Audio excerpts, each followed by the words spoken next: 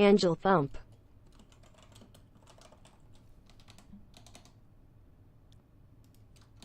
Is my stream on? Live now. Oh, okay.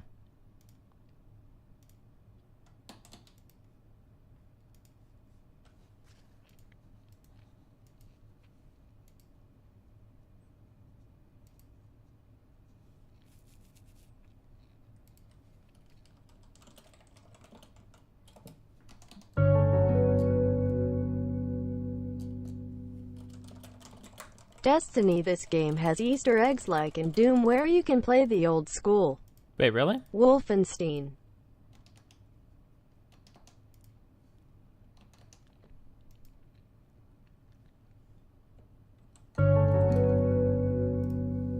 Okay. Oh, wait, fuck. So what if I'm a cuckold? Liberals are destroying society, not cuckolds. And when you associate liberals with cuckolds, you are excluding many talented, educated, verbally skilled men that could be helping us win the battle of ideas. I'm all about the battle of ideas.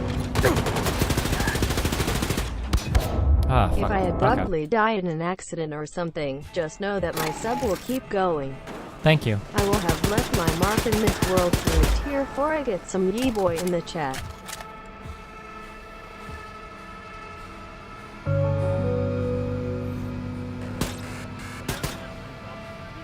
Back in July I killed myself, but then God opened my eyes to your stream.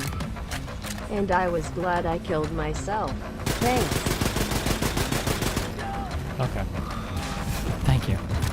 I'm glad you're back from the dead, or watching me from the afterlife. I don't know what the implication there was.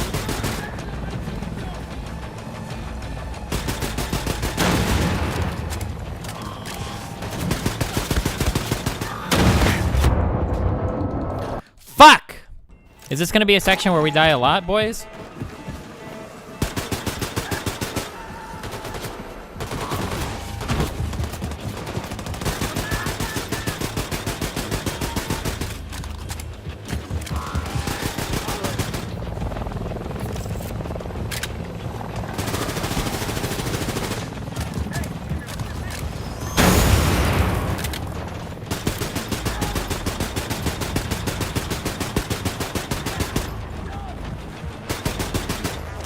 Oh, he's not dead. I think you can stealth in this game. Oh, good point.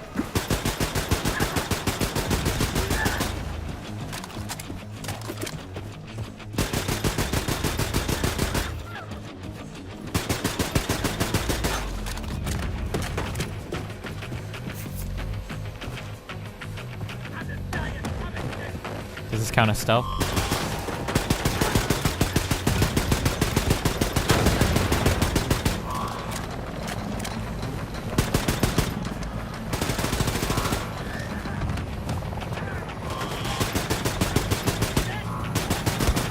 Go away! Nobody likes you.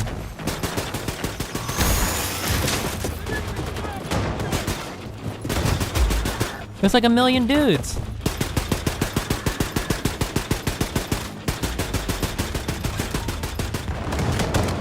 What the fuck? Holy shit!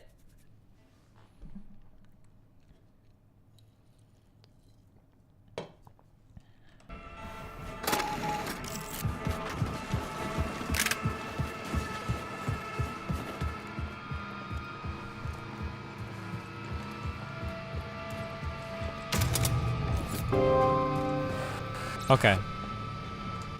You have a lot to learn about suicide Destiny, a lot. Thanks. New weapon.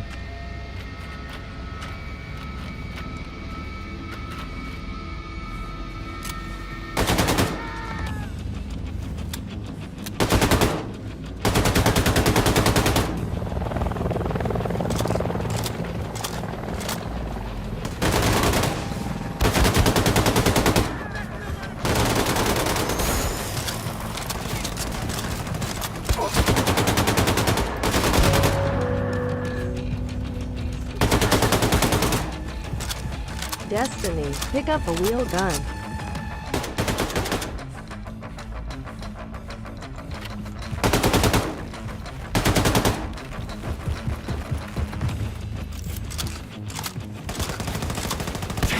No! Stop! No! No!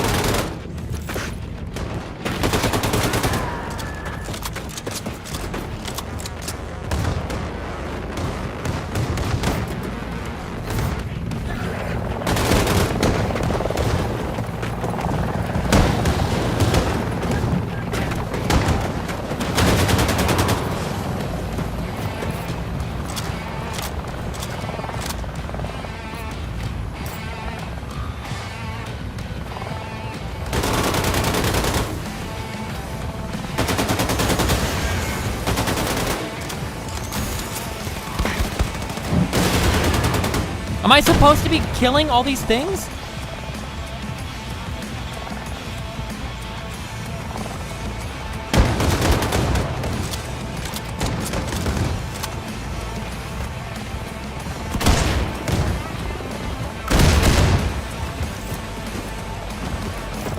Wait, what? Oh, I think I got him.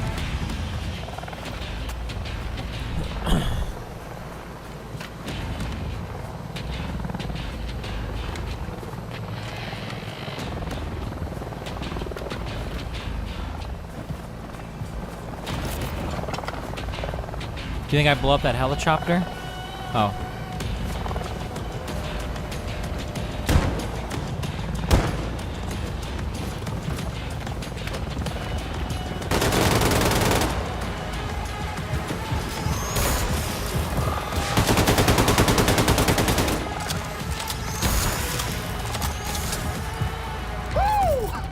All right, baby, yeah! Would you stop smiling, Cap? Come on, everybody's off the roof! Oh, that's your ride? Oh, yeah. Okay, wait, so I specifically could not come up here because, or we couldn't fly up here because if we flew here, obviously the Nazis would shoot us down. So why is it now we're able to come up here? Or the helicopters are able to get all the way up here? What changed? Caroline. Look. Another angel. Wait, what does that even mean? Oh, is this lady like an angel?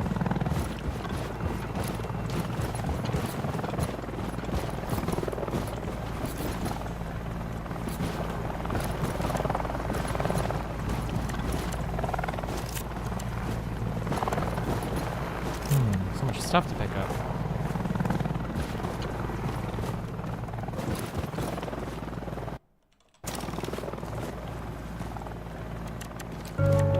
Do-do-do-do. Oh, I almost jumped. That would be death, right? And I'd have to replay the whole mission. Use the power of the 4 fingers. Luke.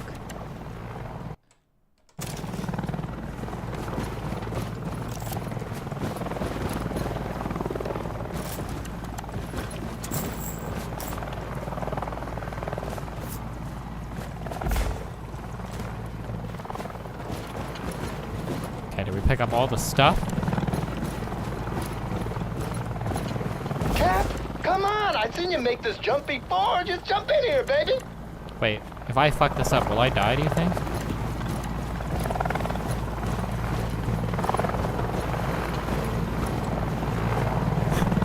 Can you lose here?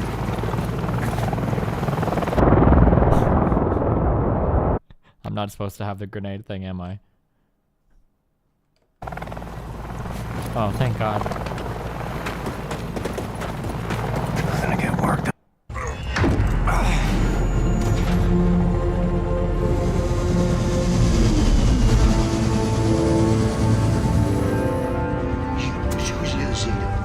You're a little silly, Abby. Yes, you are. You're such a little gray. You're such a little gray. We gotta set this right, Grace. Put the fighting spirit back in the American people. Ignite a revolution. Shit. We've been fighting every motherfucking day, Blazkowicz. White America, though? Huh. They done packed up and given in. See, I guess they don't have the fighting spirit no more. Nah, they just do whatever the fucking Fuhrer tells them to do. That's baloney. They want to fight the Nazis just as much as we do. All they need is for someone to show them how. You know who's running the South after the Nazis took over? The Ku Klux motherfucking Klan, am I right? That's it. So what you gonna do? You gonna go down there and hold hands with them and build bridges and persuade them to join our cause? Get your head out your ass, Blazkowicz. Forget about the turncoats. Focus on the grassroots. Now, I'm running on empty. Don't know how much time I got.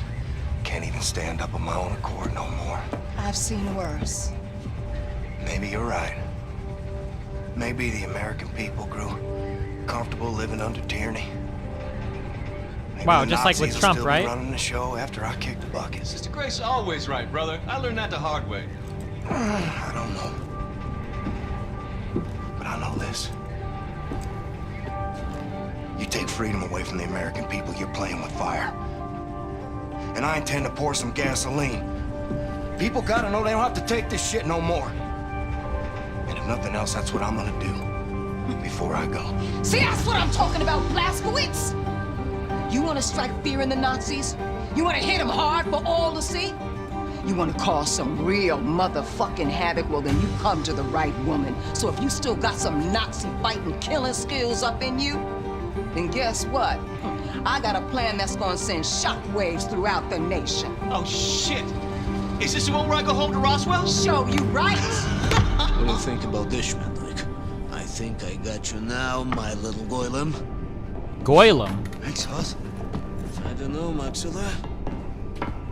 Well, so this is where all the decisions are made. We're gonna need a place to sleep nearby. This room looks empty.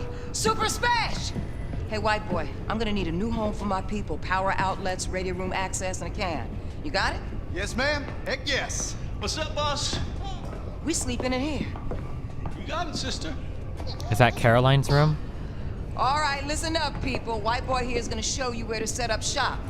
After that, I want you to look around, find a place to bunk, get to know the boat folk. And hey, best behavior, you dig? This way. You got nukes on this boat?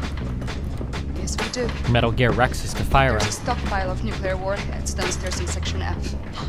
We need to get our hands on one of those. But we've sealed off the entrance to Section F. Because it's been flooded since the attack. Blazkowicz, you know how to swim? Yep. Maybe this is Oh no, not an underwater mission, please. What the What the fuck is this? fuck is this? It's a ladder, dumbass. What the fuck is this, man? Is this a working toilet I see before me? Handle toward my hand? Yes. Yes, this toilet can handle all sorts of waste. Feces, urine, vomitus, you name it. Do you have ass wipe? If by that you mean toilet paper, yes. Yes. Of course, we need to mind our rations a little bit, but there's ass wipe and... Oh, God. Oh, my God. Yes. Oh, my sweet God in heaven. A working, mother, flushing toilet. I never thought I'd see the day. It's just... Who's winning, guys? Okay. Okay. I'm just gonna be in here for a minute. Good luck. What is this? Okay, where do we go? Don't plug it!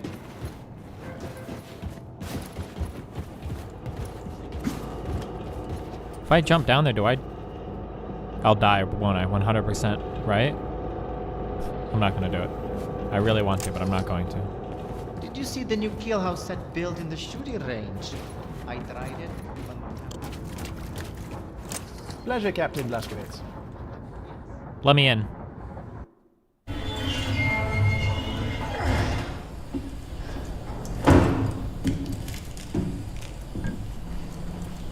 Grace, you read? Going fishing for that nuclear warhead now. Got it. Keep me posted.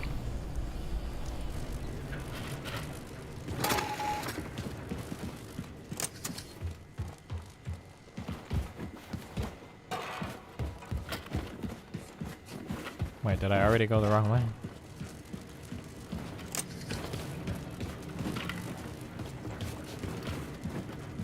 Hold to refuel. What is this weapon even? I'm not even sure what that weapon was. Okay, okay. Oh, I see. Ooh, sneaky.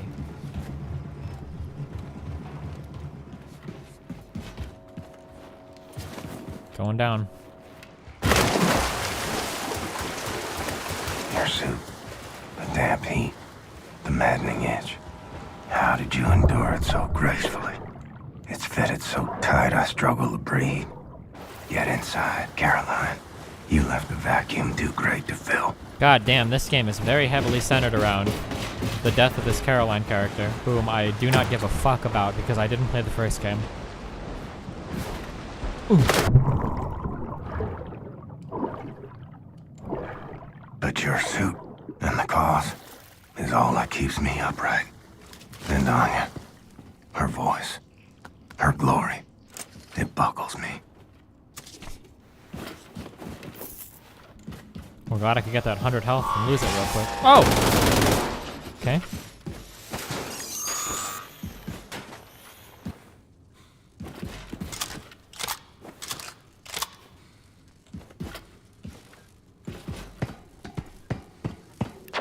Blazkowicz, Yeah? got a heads up for you. Looking at the engineering map, there seems to be a defense system guarding the nuclear warhead Oh, yeah. stockpile. How convenient. We can't I count disable that? 3, 4, Even though we own the whole ship? hibernation sarcophagi in the vicinity. Be ready for anything. Okay. Grace out. Peace. I'm glad that in this world we construct air vents large enough for people to walk through them. How convenient. Can't see shit. Need some light in here. Oh, here's a light switch. Whoa! Hello.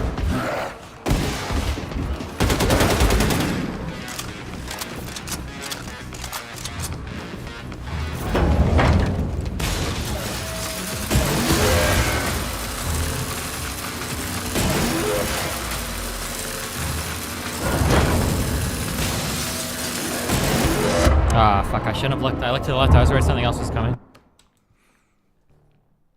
Have we played Doom yet? Hell yeah, I've played Doom. Doom was a lot quicker than this. Doom was a really good game. Was there ever DLC released for that game? I would play DLC for Doom. If there was Doom DLC, I would play it. Figures.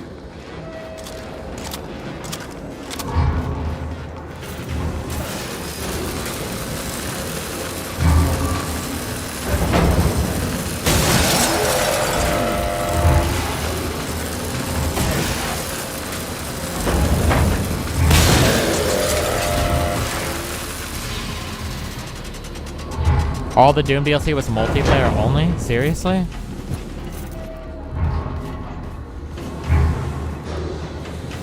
Did I beat Doom on Nightmare? I never did. If Mr. Moon wants to try to race it, I would do that though. That'd be fun.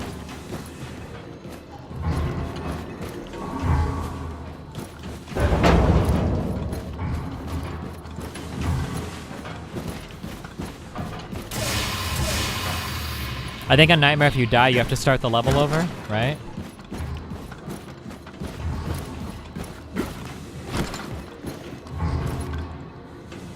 I don't know where I'm going right now. Map marker, please guide me. Oh, of course. And if you still copy, this is the conclusion I've reached. What? Whatever happens, she can't know she'll be rearing our babies alone. It's my burden to bear, until it's hers. I don't think they've done a good job at explaining, like, why we should feel like this character is on the verge of death. Like, aside from... I guess he's got, like, a lot of internal injuries. That's like... Wait, no, I like this weapon way more.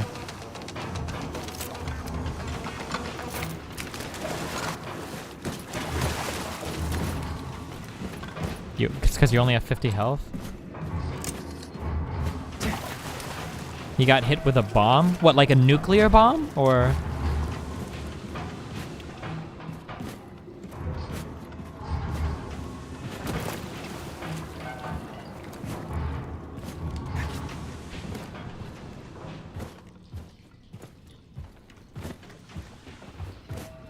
a grenade? Okay, so then, like, why is it seems like he's doing okay. Like, if he were to just rest in bed for a while, wouldn't he make it out? Wouldn't he be fine?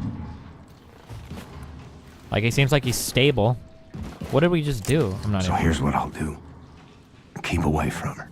Good idea. Let nothing show, Caroline. This dying is making me a liar. Wow, that sounds real healthy.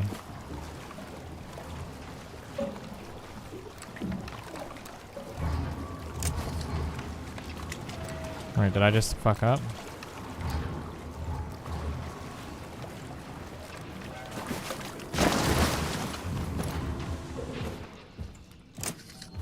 Wait. What the? I don't know what the fuck. Oh no, wrong things!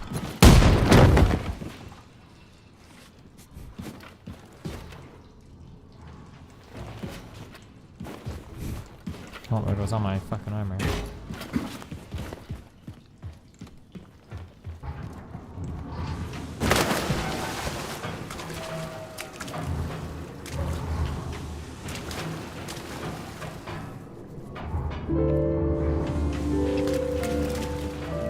Yeah, see, that grenade didn't hurt him that much.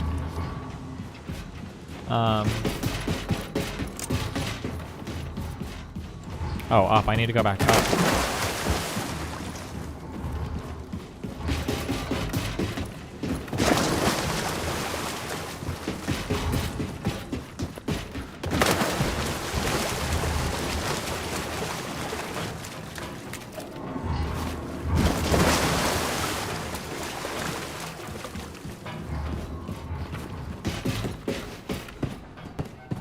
Oh no.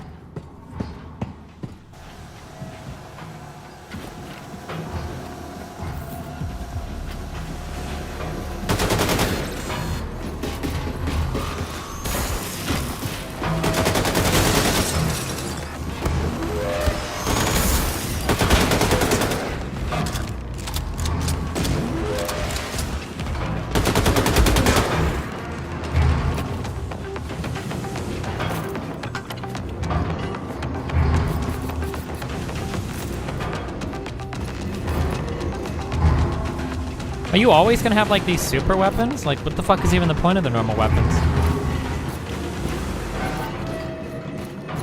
What are we doing?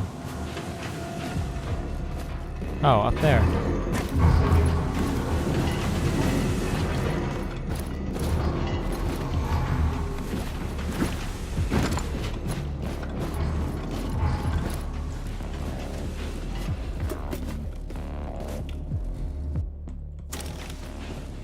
Drop it every time you want to switch. You drop it every time you want to switch. Oh yeah, I know, but they seem like really fucking good.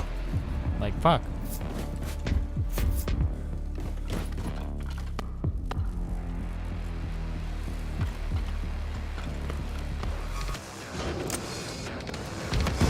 Oh. Well, I just totally jumped down into that shit.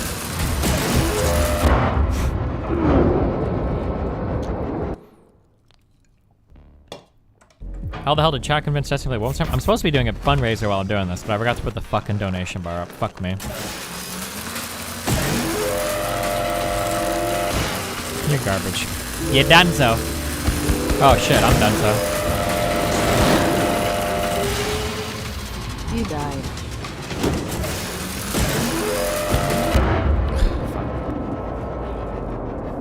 So do it now? I would have to like put the bar up on the screen and all that shit, okay?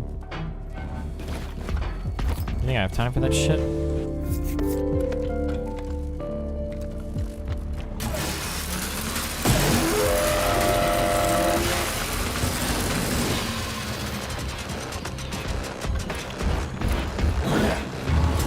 No! Oh fuck, I'm getting downstairs.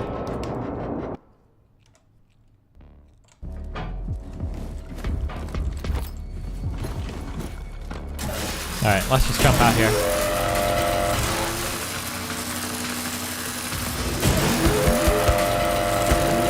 Okay, never mind, we're not jumping out here anymore.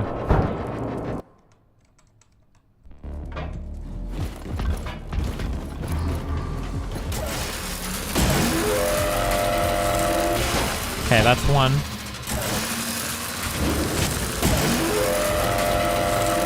That's two. 1 + 1, that's 2. That's quick maths. Oh no!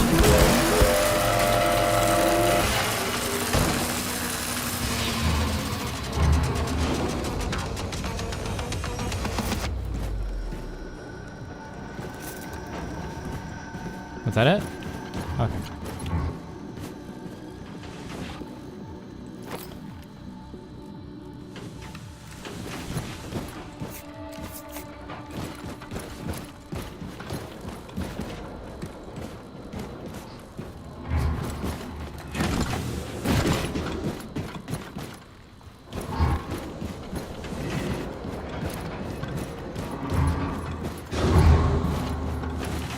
Hey, nuclear warhead.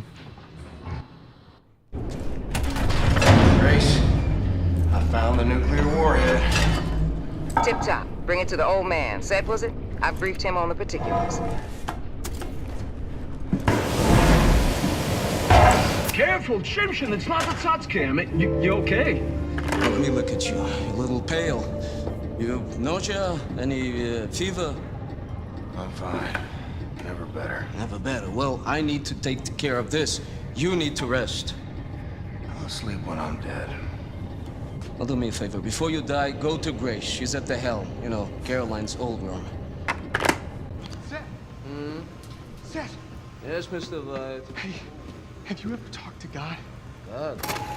Yes, many times, many times. Oh, wow, man. And what'd he say? Still waiting for him to get back. Thank you for doing it anyway and playing Not League. Well, no problem, Mason Zero.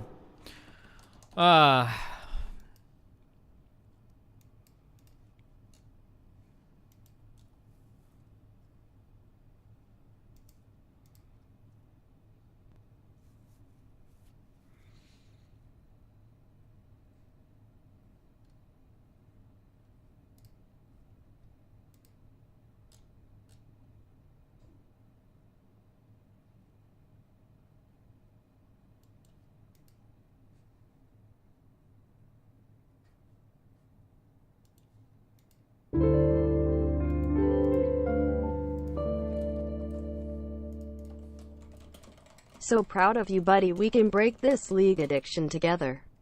Pepe.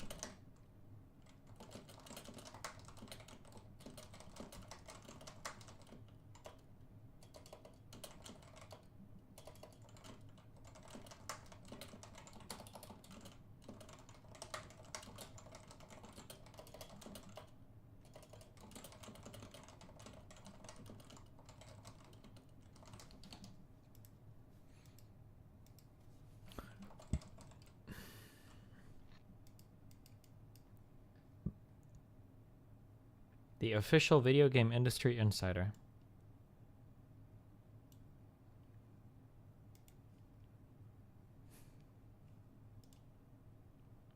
This guy buy followers? Okay.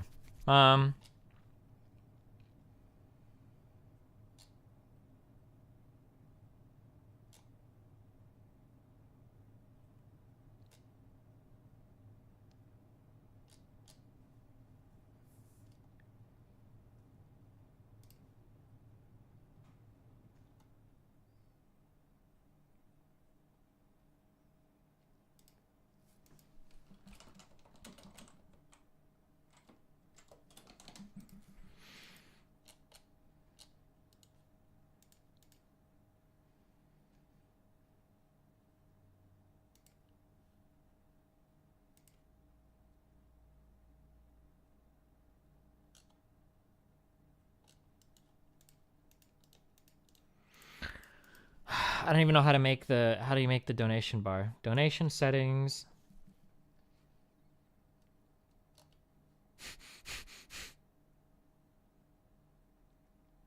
Oh, goals? Do you think that's it?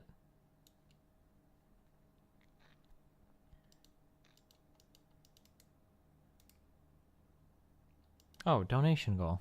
All right, we're going full juice anytime. Here we go, boys.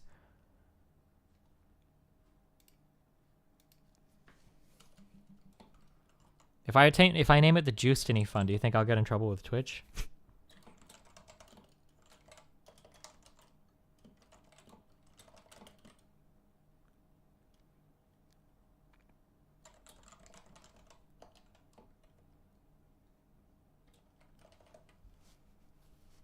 Okay, we'll name it the Shekel Fund. Do you think that's okay?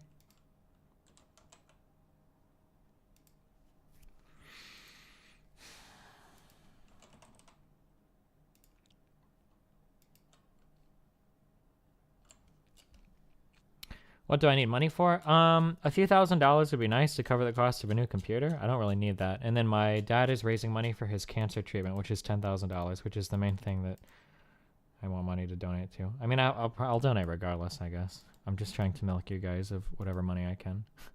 And guilt trip you into doing it, okay? And then I will play Nier Automatica and Undertale. That's the dream.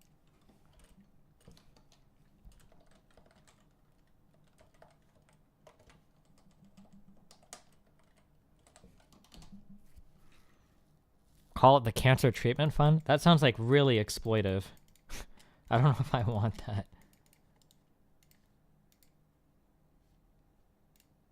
Are Facebook donations 501c3? Does anybody know? Donations will be received by Stephen K. Bonnell minus 6.9%. Holy shit. I'll be transferring that money personally. Please call it the Don't Let My Dad Die Fund. Exploitive. Is it exploitive or exploitative?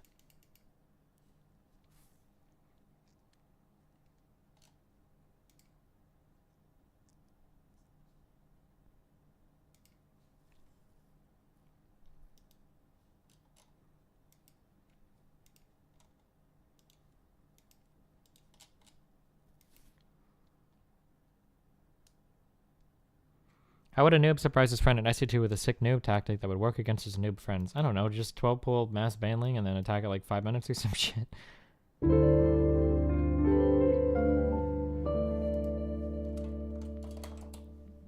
How much to play SC2? I don't know, dude. Fuck off. My dad's not that important. Let's calm down there.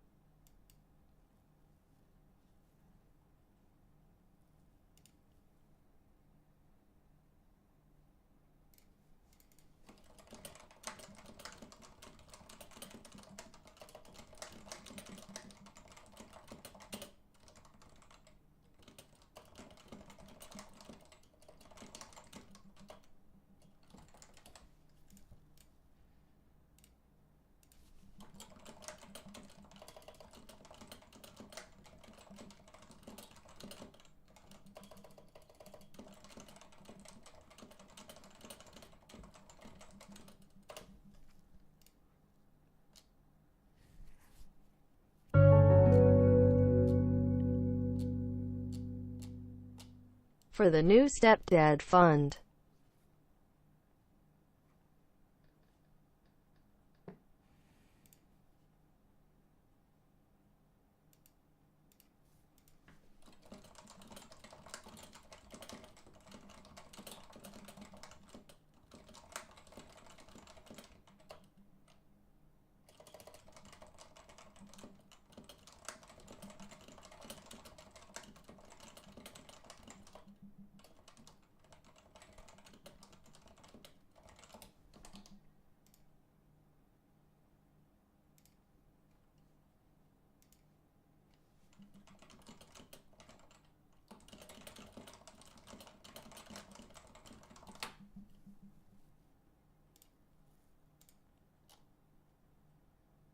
Sorry, fuck. Oh, we're getting sucked into Twitter wars. My bad. What did we come over here for?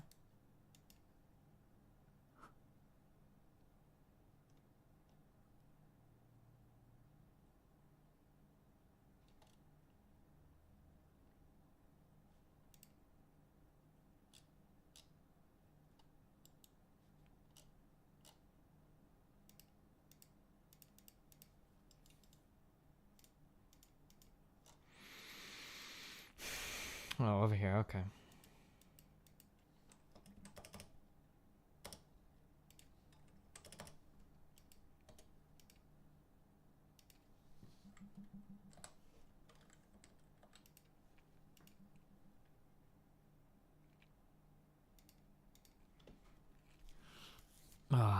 How is this even gonna look? Properties. Wait. Add. Browser source. Create new donation goal. Wow.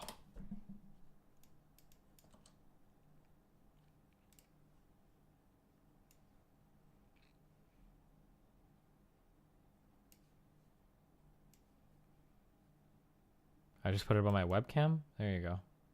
Is that okay?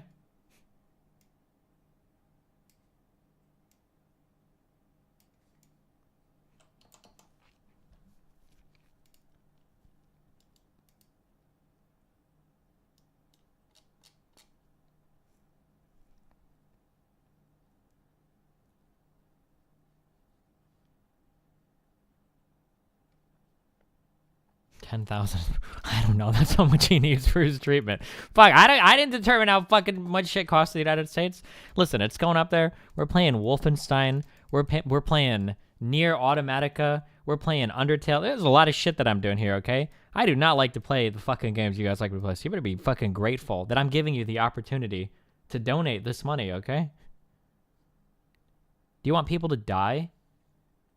It's going up here. There you go. This is the shekel fund. There you go, right up there. It doesn't, listen, whether or not I raise all the money or whatever, it doesn't matter, okay? We'll play these games because I love you anyway. Here, now you can track your process, right? Or your progress. Has this shifted your parents' views on socialized healthcare? That would be a really dickish thing for me to bring up, but man, I don't know, maybe I'll ask him. Jesus Christ, at my dad's fucking funeral? Well, Mom, I don't want to say I told you so, but man...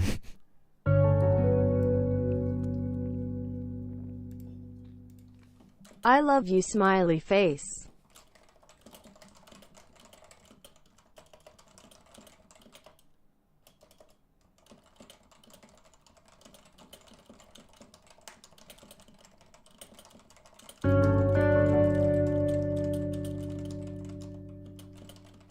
Here's for your dad. Cancer sucks.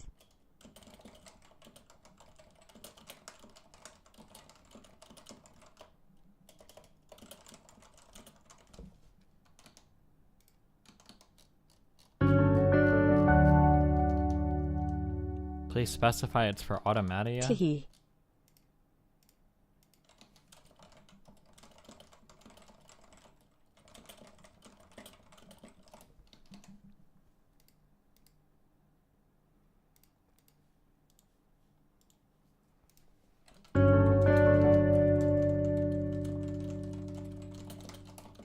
I'll give you $10 more if you let me touch Nathan's face. Fuck off.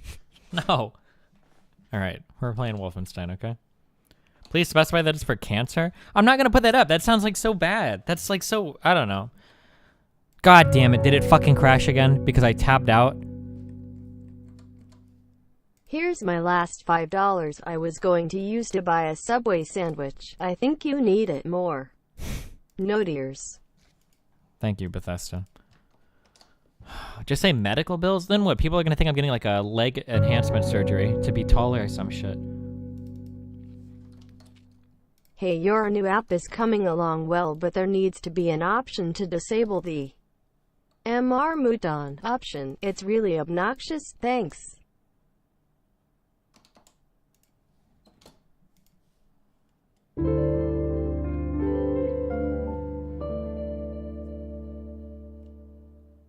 If you added StarCraft to the list, you would have your money a lot quicker. Listen, okay? I'll think about it. What the fuck is it with Bethesda games that can't alt-tab right? I don't know, dude. Is the app out already? It's out for Android. I have to think about what I want to do with it for iOS. It doesn't matter how much Holy money we shit. raise. I'm not going to play either of these games anyway, Pepe. Apparently on Apple, for Apple, they take a 30% cut of all of your money raised in your app.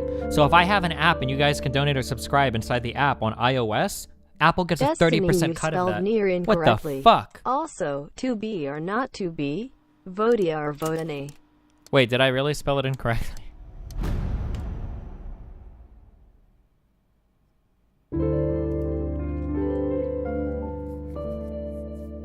I was looking up if how other people deal with this problem. Go shave Nathan's head and pretend he has cancer instead if you want that real money.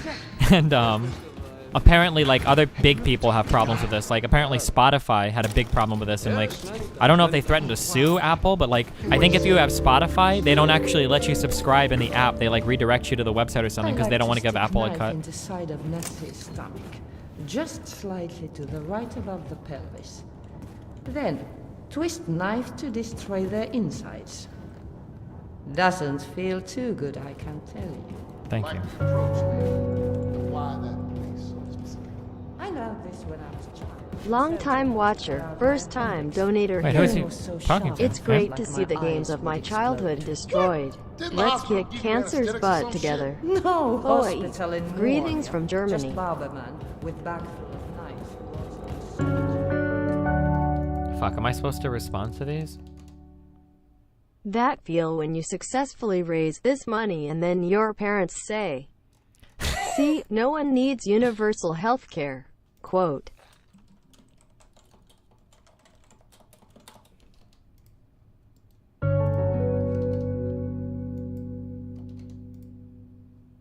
Easy.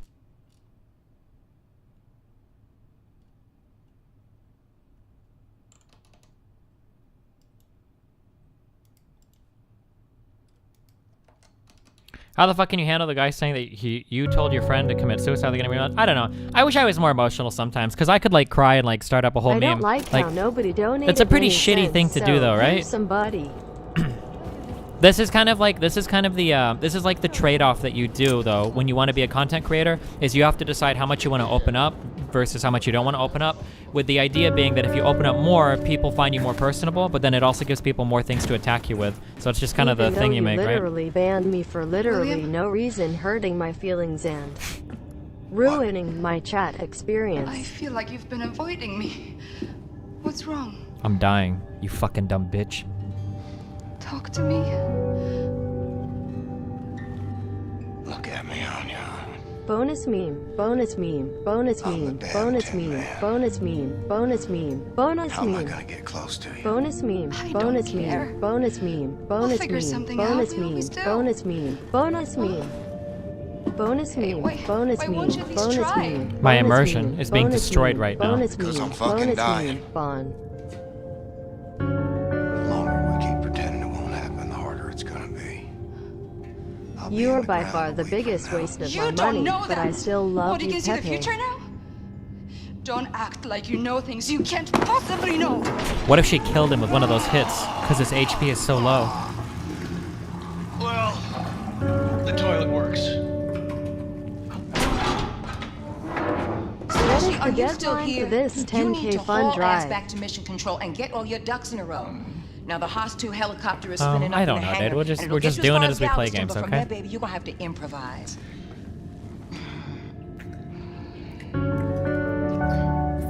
Destiny, how is calling it what you do not Dynamite, racist? boss. What, Saw the a clip shekel of the fund? debate on Twitter. I don't know, is Sorry to shekel... hear Because about Jewish your people are dad. powerful. You Head can't on be up to the racist hangar towards and make Jews. sure that Haas 1 is mission ready, all right?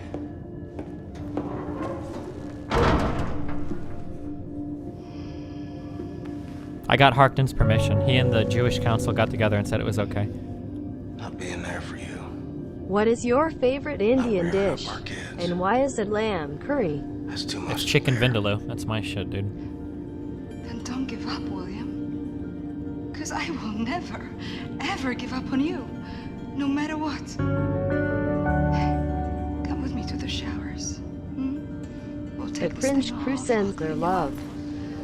You smell. I can't go in the shower, you fucking I'll take idiot. it off. I die. I'm a cripple. I'm afraid I'll fall apart. Pieces won't fit back together again. I just gotta keep going. For as long as I can.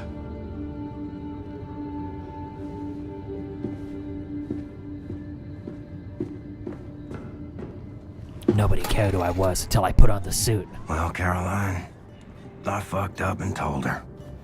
Turns out, the hurt I tried to spare was mine, not hers. I can't play near myself, so I hope I can watch you play it. Oh, listen, the chance of me playing it are going up, okay? We're at 4% right now. I'll do a Bayesian analysis of my donations later and figure out.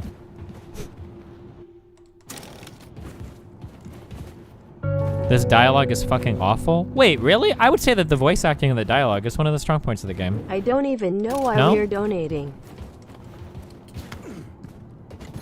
Well, it actually looks really nice too. Hello, Captain.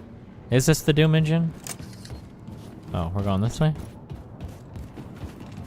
Yeah.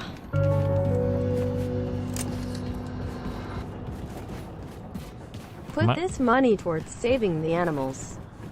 Okay, my dude.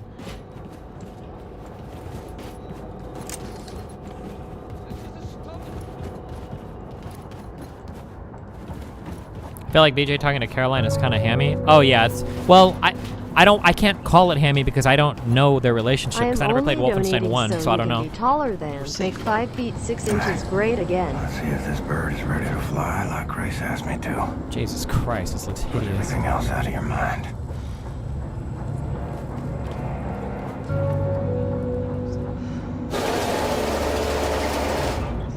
Can you add K-pop Looks to like the I need more goals? diesel. You got K-pop? No, K-pop will never be a goal ever, anything ever.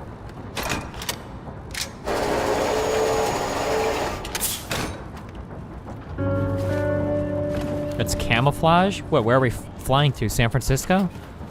Stop donating, it is ruining my immersion Bible thump. Chopper's fat and sassy. Oh yeah, go to woodwatches.com/destiny also to save money, I think. They're doing holiday sales and stuff. Buy some watches, guys. Very important. I'll be doing giveaways of those eventually. I just haven't gotten to it yet. OWO Nuzzles, how are you, Daddy Destiny?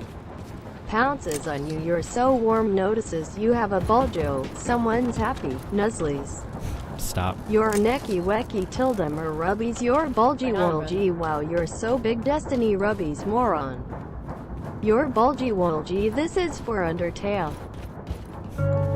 It's $5 against Undertale. What's up, man?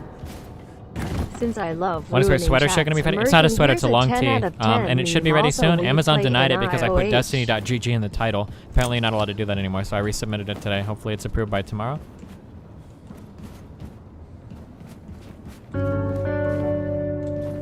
Oh, I can't click on YouTube links. Come on, guys. I'd have to tab out of this game when it crashes Here's and 10 shit. for the madman that busted a fat nut in her mum as she screamed, "See Poppy Dame too." Leche, and gifted us the angelic memer we have all come to love today, memecasm. Si pape dame tu leche? What does that mean? Yes, Dad? Yes, Daddy, give me your milk?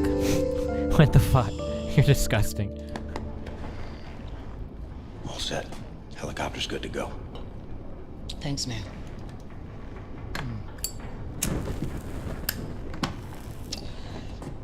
I think it's time we had a gathering. Enter and pass it through the gates to attain to the 32 paths of wisdom. But in reference to what? Nothing like a tasteful bonus you to get the almonds going. Star man. Are you ticklish, buddy? Max. Jesus, Max. This guy's fucking hit. What happened to I him? didn't see you there. Look, Max, I'm doing some, really heavy reading here, and your little toy robot is just not compatible with that type of soul journey, man, okay? Max. Killed the animals. Max, Saved it's the all right, frames. pal. Look, this just is way too complicated for you. Why don't you go play with your pig or something? See, I'm trying to find the reference to these gates here. Oh, he's gonna figure it out. Ready? Ugh, he just would not understand. He's gonna understand. Max. Max, this is really advanced philosophical literature here, okay? You can't just start pointing to... Killed the animals. Max, that's it! Oh, he pointed to the right spot. Need you in the helm, Wyatt? All right, y'all. We got some hell to raise. You got a boat full of nukes, and I got a target. Fucking good one, too. Wow, Mofish, welcome to 2.4 Cyber Clever, buddy. Hey man, this is for talking me out of buying a house in Florida a few months back.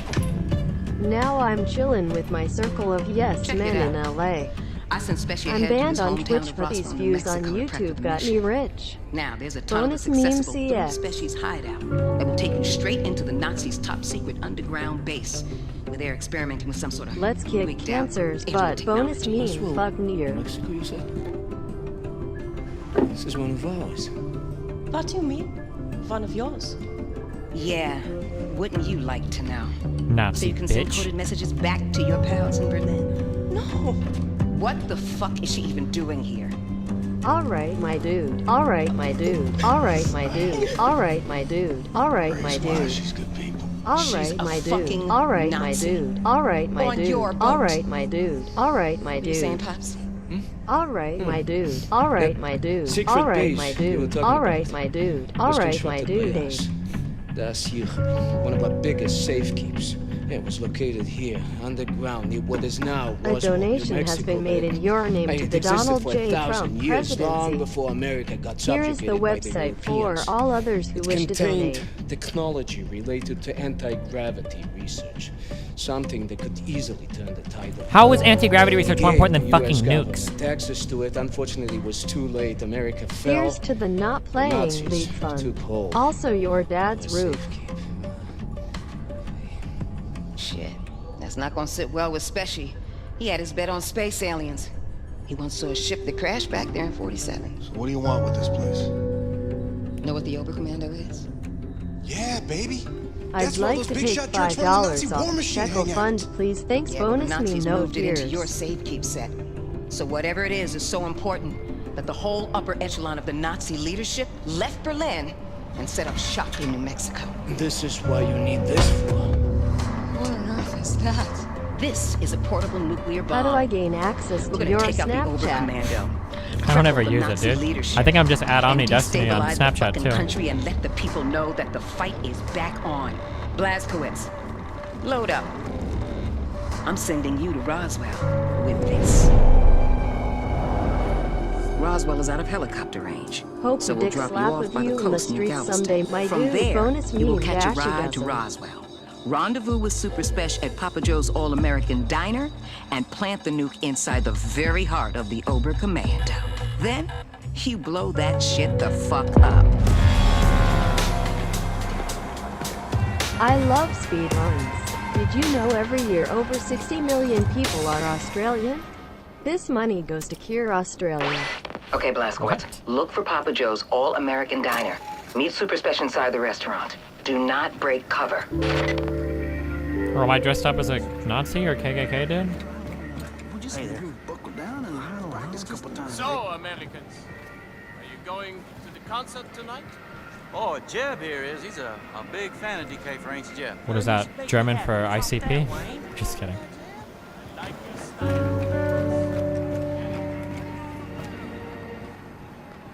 Wow, guys, it's bustin' good from chat.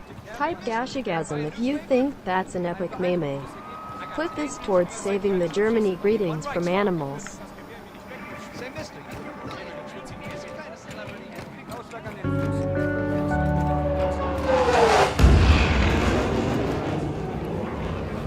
I love your dad, buddy, in his butthole. Oh, those aren't America's colors. I have no idea where I'm supposed to be going.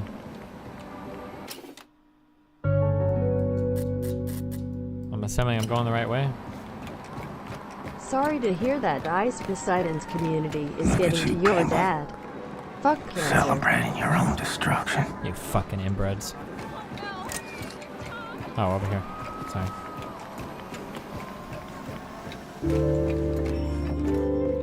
It's time to die, kid. Peter. Put this sub money versus Nami Bonell II. Just your German, dear. We'll need it. Was denn für Sachen? Hello there, sir. Please, have a seat at the counter. I'll be right with you. Ma'am, what'll it be? We're about to close, unfortunately. It's to go. We'll be quick. Let's see. You have a lot to learn, Destiny. Blazkowicz. A lot. Specie Love knows you, you're coming buddy. to attack the Oberkommando, but he has no idea you bringing a damn atom bomb. You gotta break him the news. Hello? Papa Joe's All-American Diner. My kind of dive. If we donate enough, will you do okay with Dunebug? Good day, ma'am. No, fuck no. You, one strawberry milkshake, please. What? Oh, I hope you don't have a fire back there to put out. If so, I'll come back another time. Hey, it's option select.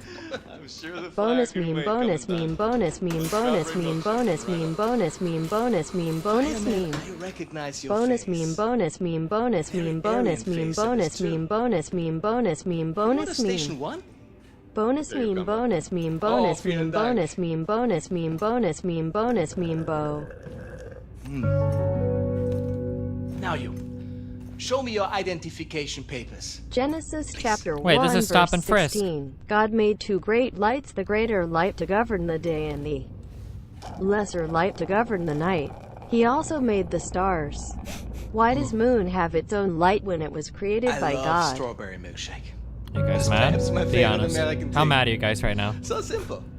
It's just milk and A ice dollar cream. per combo of biggest The rest E. of the menu, however, I 5, think you 4, will need to 3, address. 2, 1. I E. think it needs to be more German. German. Yes. Tell me, are you from here, John Smith? John Smith is the name we went with? I read here that you operate out of Station 6. I'm pretty sure most of chat would agree you should replace playing near with an IOH. I'm unfamiliar with this station. Speak up. What? Am I supposed to talk? Sie werden vom Oberkommando verlangt. War das nicht Zeit? Let's Trink be grad noch meine very, Erdbeermilch. very honest. Leider nicht, Kommandant. You don't want to play this game and you wanted to disappoint chat very, very much. Here is the link to the ending movie Ich scene komme for schon. WoW Easteen and show it to chat. Bonus meme, Blubstony.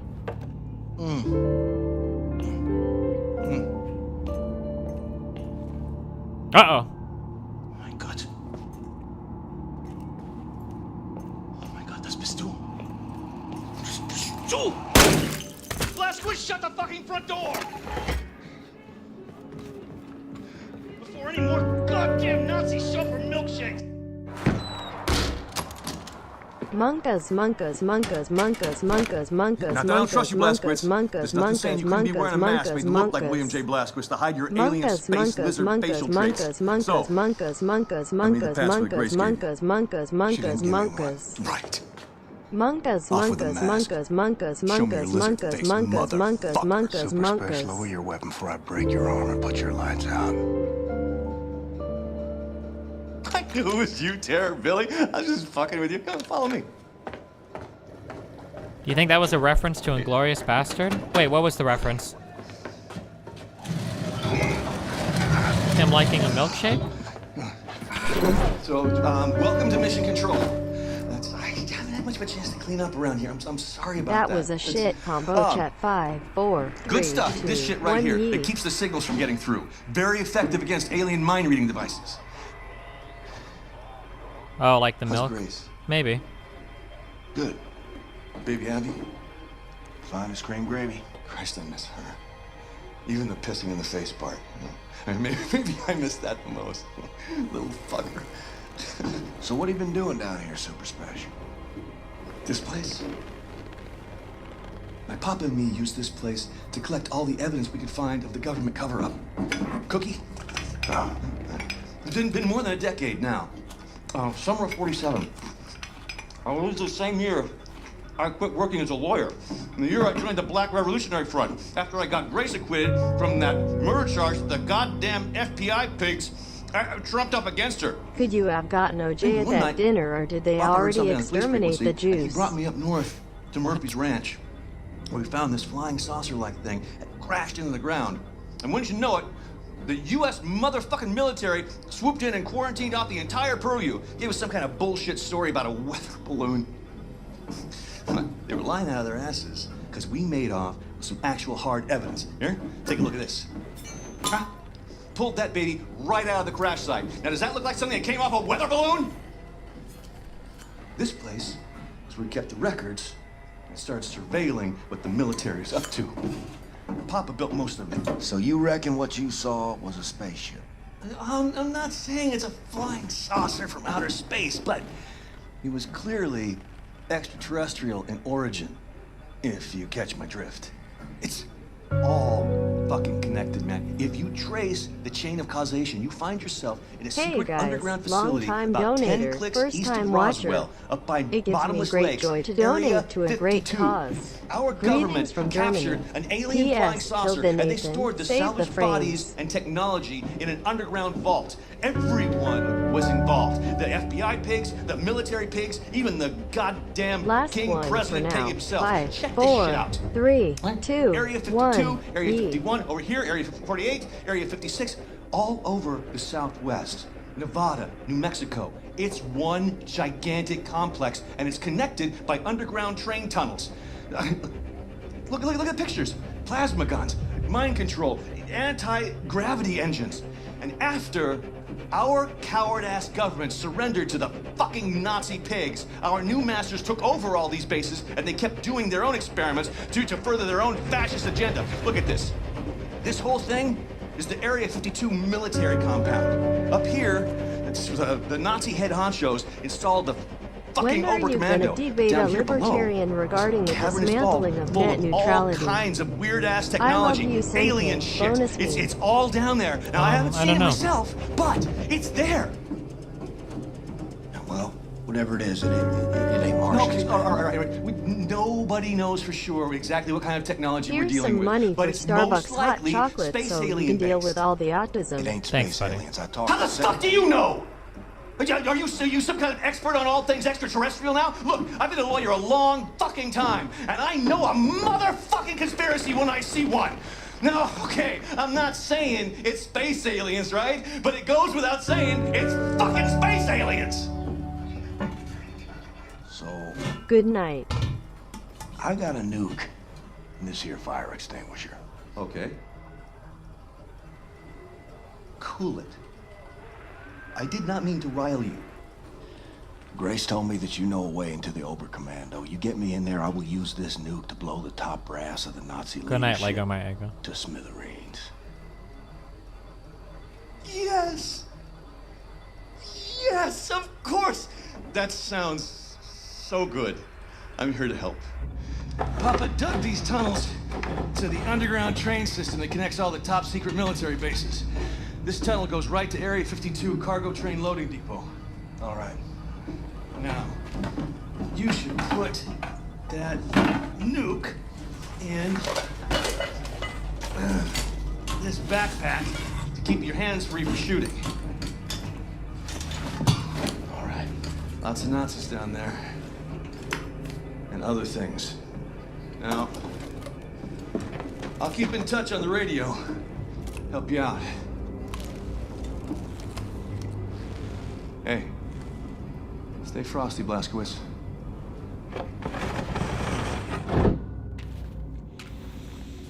No, I have all my guns, right? Oh, okay. Or well, the 5 guns that are in this game.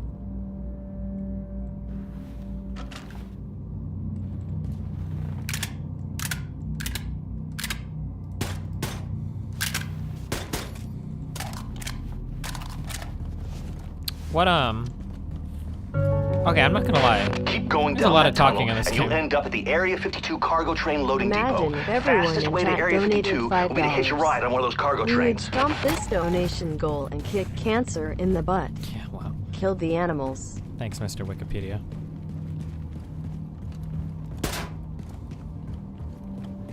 Caroline, you still copy? Oh, God. You think they can see I'm fading? Can you chill? Without your wings, I would fall. Did Caroline, like, invent this body armor that he's wearing? Is she the only one that ever had this body armor ever? Did anybody else use it, or? Oh, what the hell? They got rocket trains now. Fucker before me convinced me. Aw, thanks, buddy. Ah.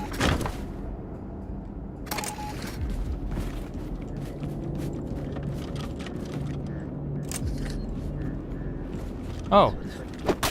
Bye. Bye.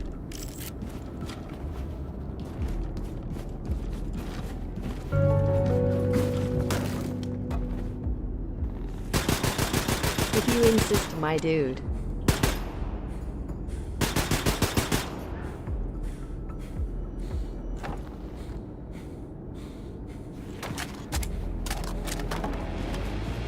Caroline was the leader in the last game, and she was the only one that used, like, this type of body armor stuff. Oh, I guess I got the impression from reading it that this kind of, like, power armor was available. Like Fallout 3's power armor, that, like, a lot of people could use it or whatever.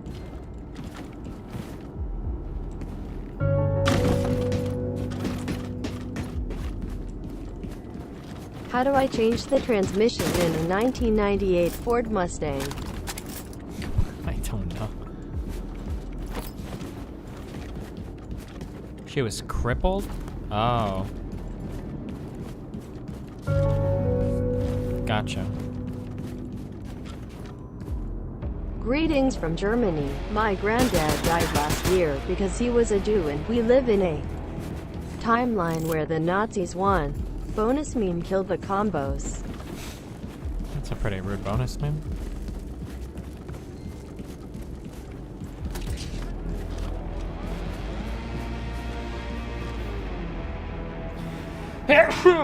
Sorry.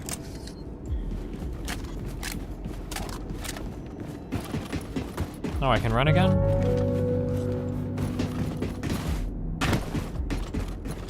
Donating for the 100% social contract run. What?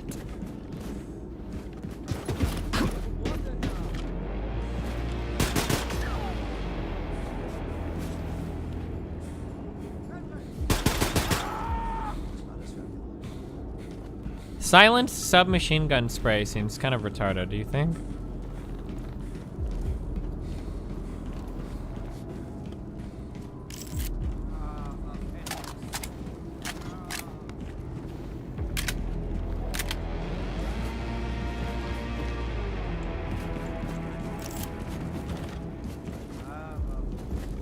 Can I jump on that and then go over and blast everybody? Oh no. Whoops. Would you ever consider playing games with Darkside Phil? No, I think he's got me blocked on Twitter.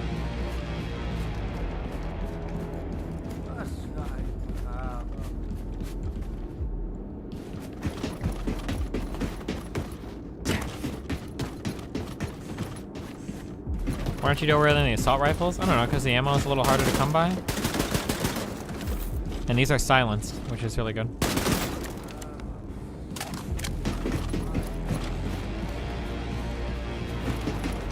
Am I gonna miss like an upgrade kit or something if I don't come and explore all this shit? I feel like I will.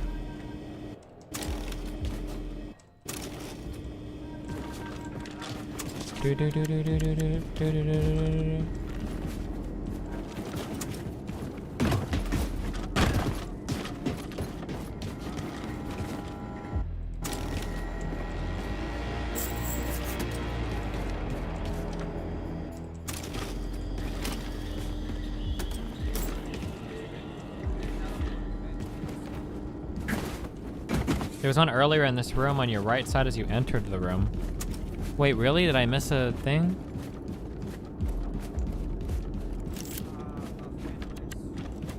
I've got to go all the way back where I... Wait, or did I already miss it forever? Am I totally fucked?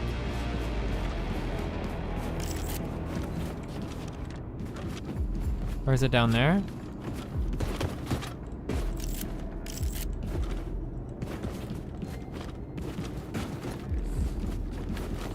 Oh.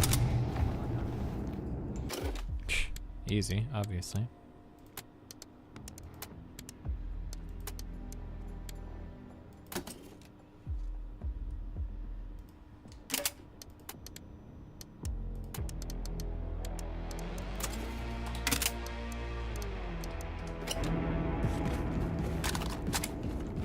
Yeah, boy. It's your boy, Big Mags, 69.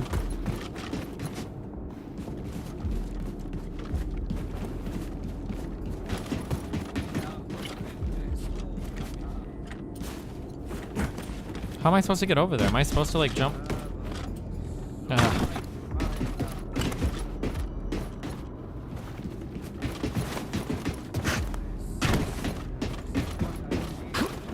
Well, are you really supposed to walk here? What the fuck?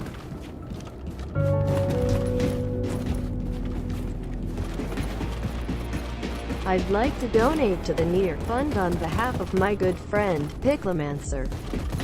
He loves Nier Automata and all things anime, and he would love to see you play it. Bonus meme guard our flanks loves to me.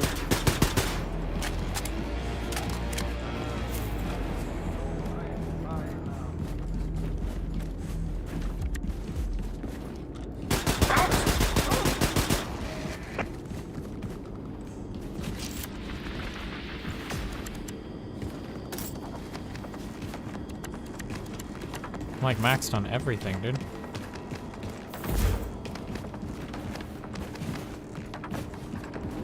Oh, are we gonna try to do the train and something's gonna happen and now we're gonna have to run over there, do you think?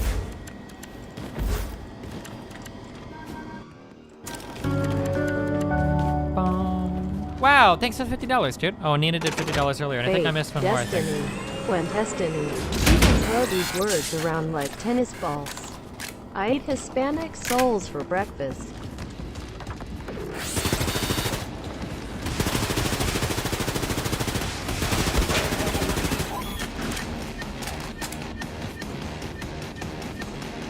Whoa.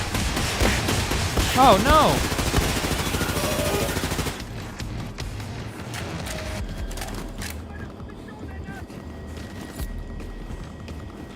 You missed a $100 one? Wait, by who? There you go, big rifle time.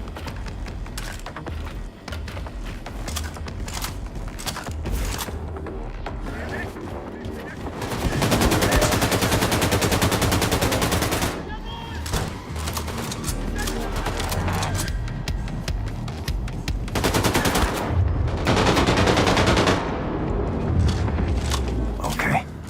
Rocket engine is on the tracks. Get inside and fire her up, old man.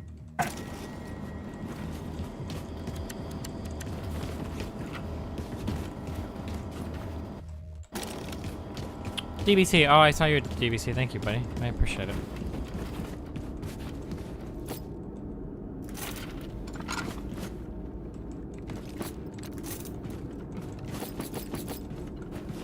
Fuck, there were like, oh, there's this. I'm pretty sure there's more armor laying back there. I don't give a fuck, whatever.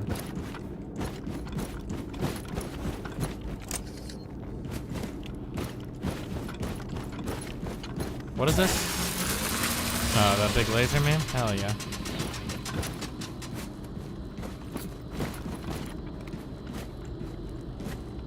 Did Destiny like Doom? Hell yeah, that game was fucking awesome. That game was like close to perfect. It was very simple, but it did its shit really well. If Wolfenstein had like 90% less talking, it would be like Keep that up game. the good work. Despite how toxic your chat is, keep them in mind. Alright, we're on the move. We should meet up Head one up day front for and grab the coffee. controls.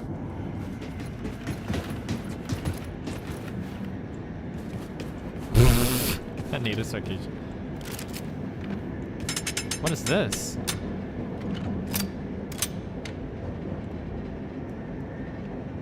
Is this like a 50 cal? Wait, is this a new weapon or is this like a big weapon that I have to drop?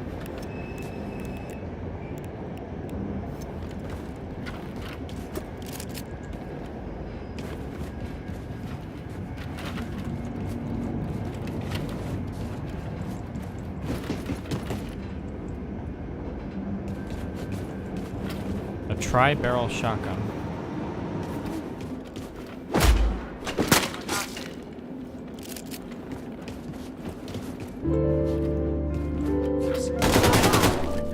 Idiot. Put my sub money towards the Daddy Dad Dating Simulator donation drive. I know things have been hard since Aaron left you and took Aslan and Nathan. We'll find you a daddy. I don't have a that'll thing! make you forget all them. Dash Ah, fuck. I was out of ammo. Wow, thank Misty W. It's ya boy. I didn't just get autosave fucked, did I?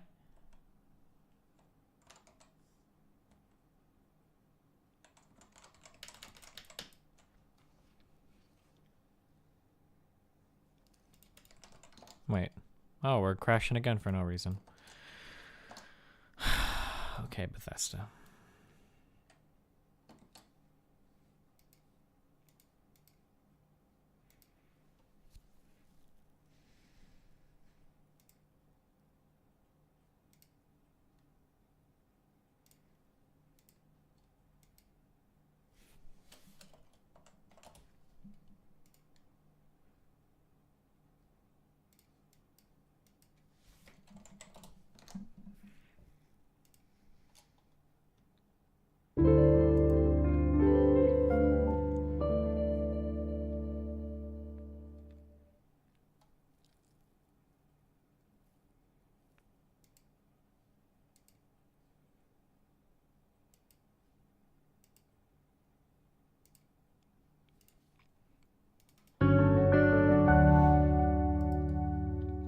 Wow, Dr. Weird, thanks, buddy. Oops, I fell behind on my stream payments. This should bring me up to date through 2015. I promise I'll get the rest. Please don't repossess my streams.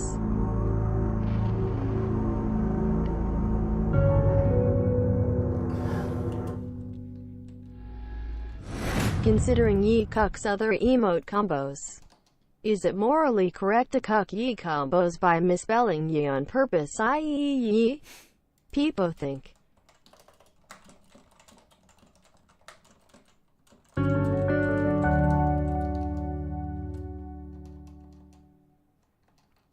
Wow, Oingo Bongo, thanks, buddy. Even though you didn't say anything.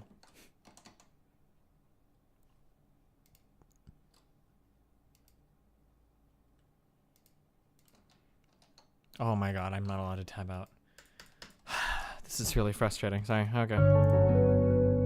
Go over to my other monitor a lot while I'm playing games, I guess. Sorry to hear about your dad, man. Despite all the BS, you're still a pretty I just tabbed cool out dude. again. Let's hang out sometime, Carrot. Do you think it's gonna be crashed? What? That's not really Desro. Fuck off. Biotic wanted me to even out the sense, so here you are. Okay, no tab outs. Can you do full screen window? No, that's shit. I don't want to. All right, one more time. No tab outs, no going to the other screen, okay? Here's our fucking money, you capitalist dipshit. Thanks, buddy. How does the game run, would you say? Oh, when it's actually working, it's really, really good.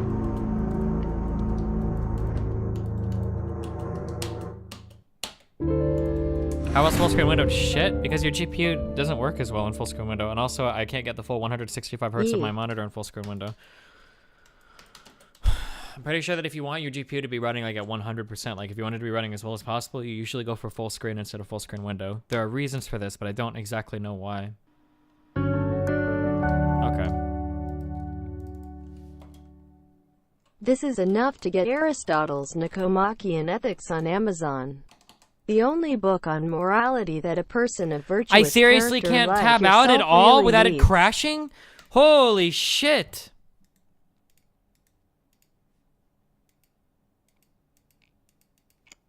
Isn't that just an SLI meme? Nope. On my computer, it will not run past, it won't run past 60 if I've got it on full screen window. I have to have it on full screen. It's particular to my setup.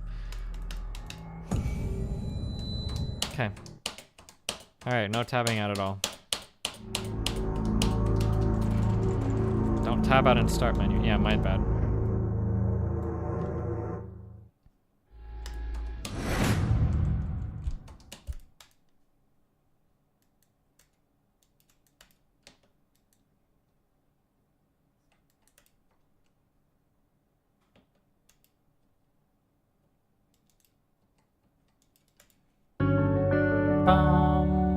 Wow, thanks, Alex. Okay, continue. Blubstony.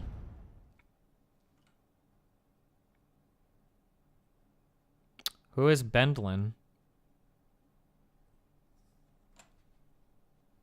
Okay, no tabbing.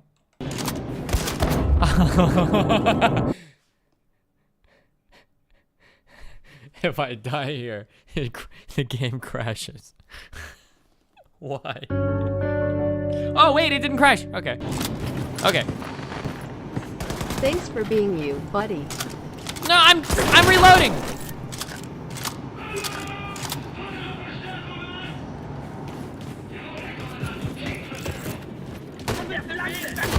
Oh, there's a guy.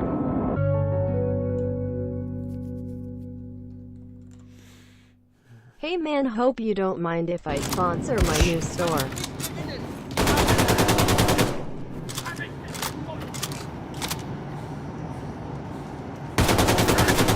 There's no way that's actually Desro, right? I don't think it is. He would be in my chat, right? Okay. Dude to the left? No. No, that's everybody? Okay. We're not missing any upgrade kits or anything over here, right? Ooh.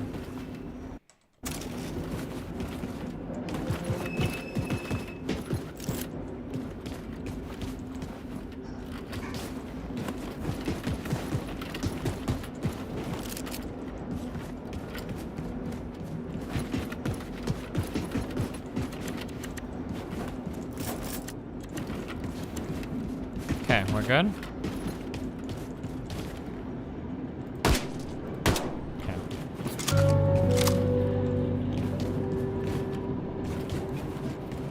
Just download more RAM Dynasty. Thanks, buddy. I'll think about it. Signal detected. Oh, do you think if we go back, we're gonna find some sick-ass fucking hidden loot?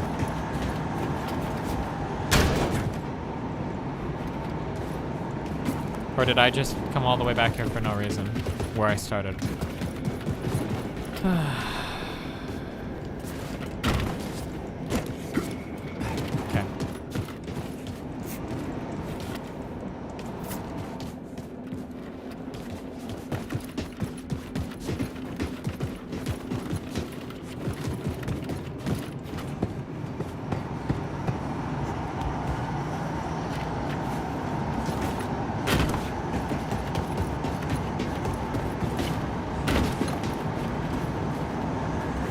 There's really no reason to come back here? You think I can get hit by one of those things up there and die?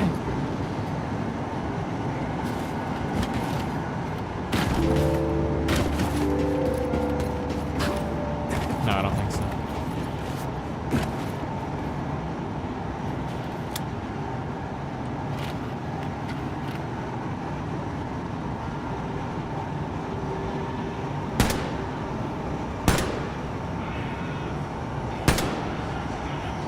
Oh, those are robots!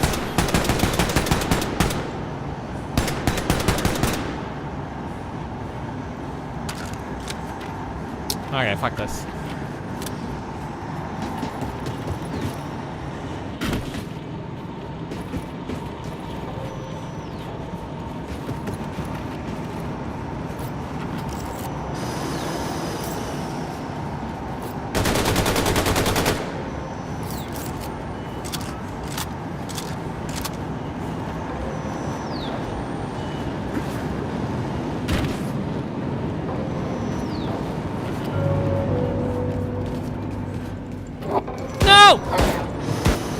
Hey man, you once said you were kinda interested in dudes.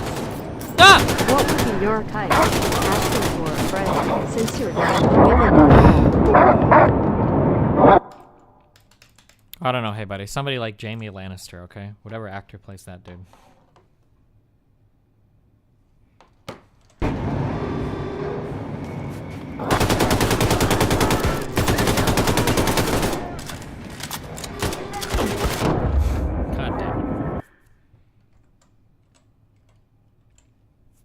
Do I really not have enough bullets? Okay.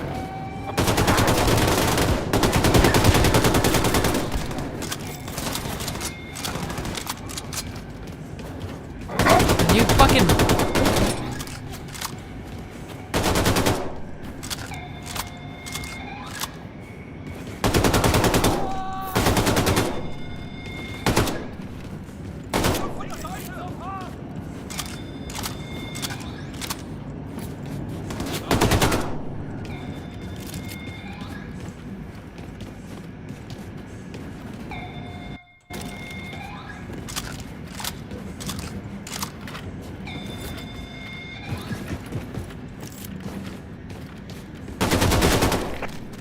Oh my god, is he a robot?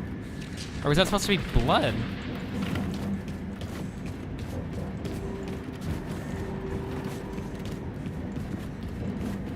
Ooh, can I wear these?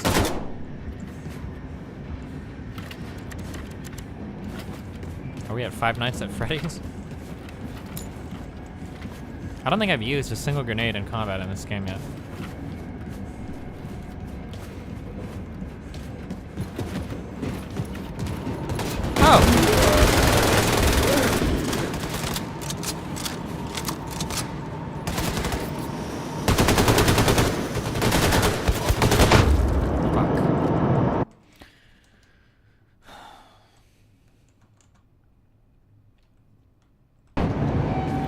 Oh, cool. Back here again.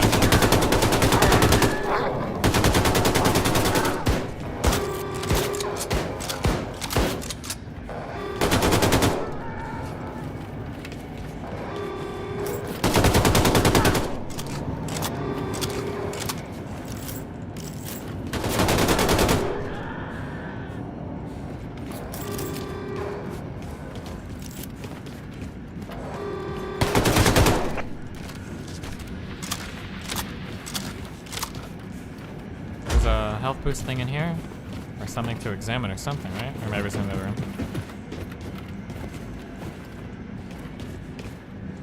Or maybe not. Who the fuck? I don't remember. Get me through this shit.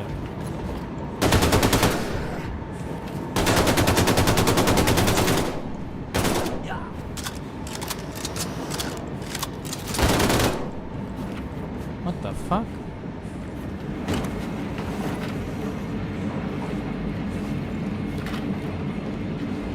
Oh, I could have stealthed this whole part of the... Oh, I gotta remember that for our speedrun, boys. If I don't get some blobstonies in chat right now, I'm gonna freak the fuck out. Emotes are a gift, okay? You can't just demand them.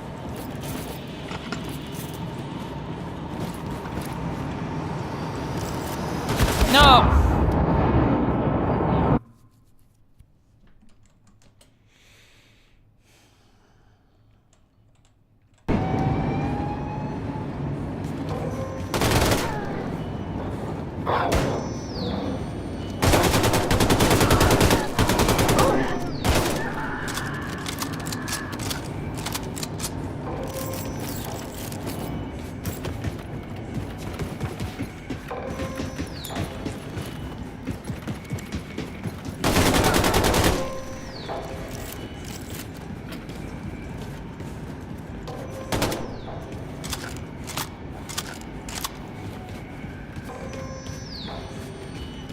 Oh, that was the commander guy? Is he just wandering the...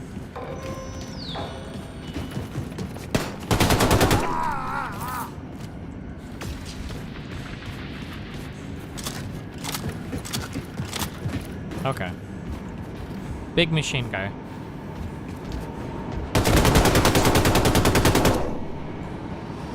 He's dead.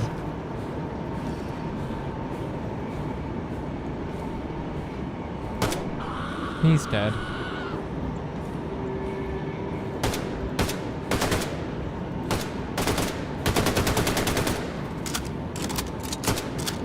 He's dead. Okay.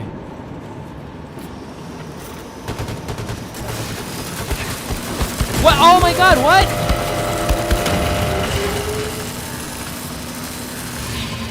Okay, this is not quick enough. We need to be able to respond quicker. We're not using this gun. I love it, but we're not.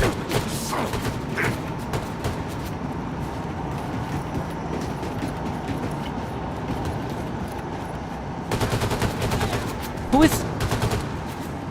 Is it a thing from down there that's shooting at me? Oh, it's that thing? Fuck you.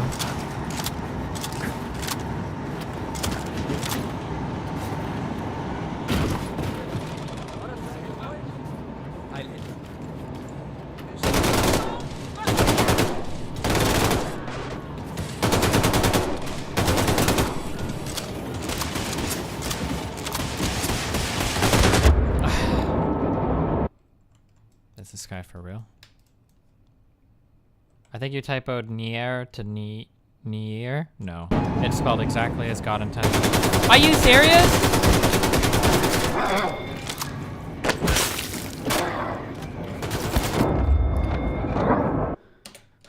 Okay. Use the new gun? Yeah, it might be shotgun time. This gun?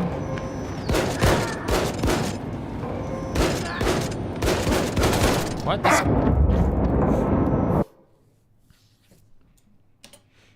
I can't do it.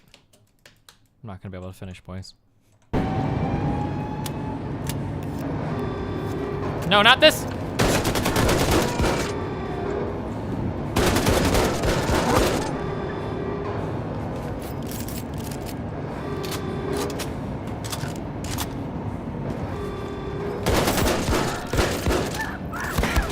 Oh my fucking god. Okay, dual shotguns, okay?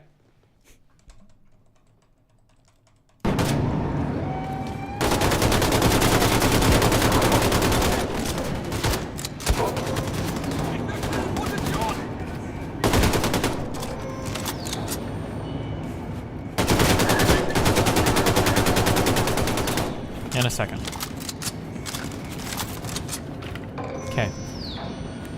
Shotgun. 2 shotguns. Upgrade your shotgun? Do you think I just carry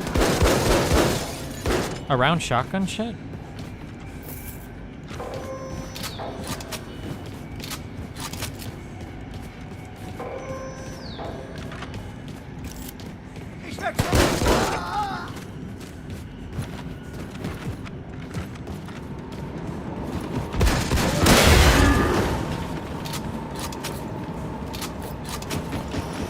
I'm fucking running it. Just fucking...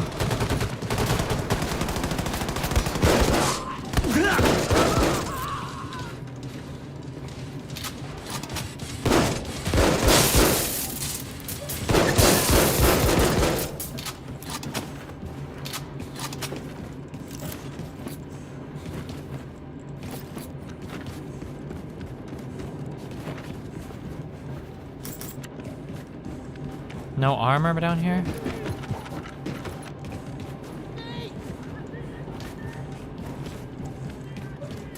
Oh.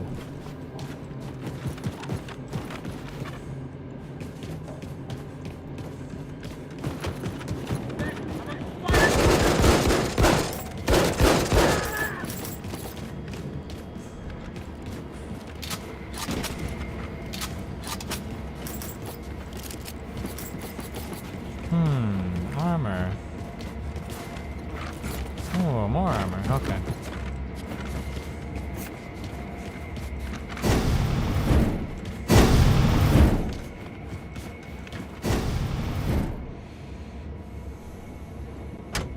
Stick this in your pipe and smoke it. Wait, what would have happened if I would have went up? Would we die?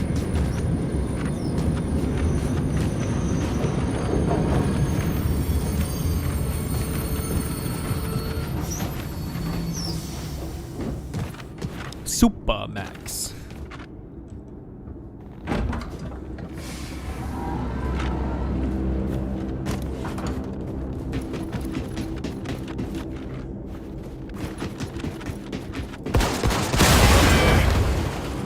My dude. Whoa! Laser beam?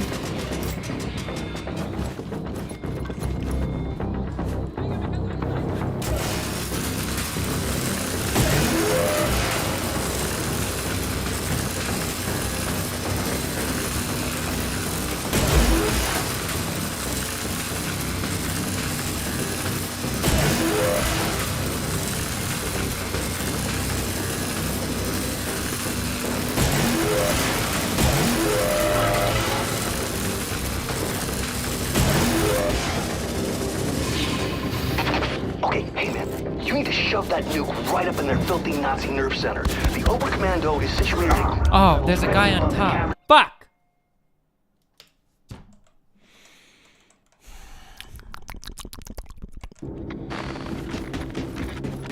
Can I melee kill these guys, do you think? Can I sneak kill these dudes?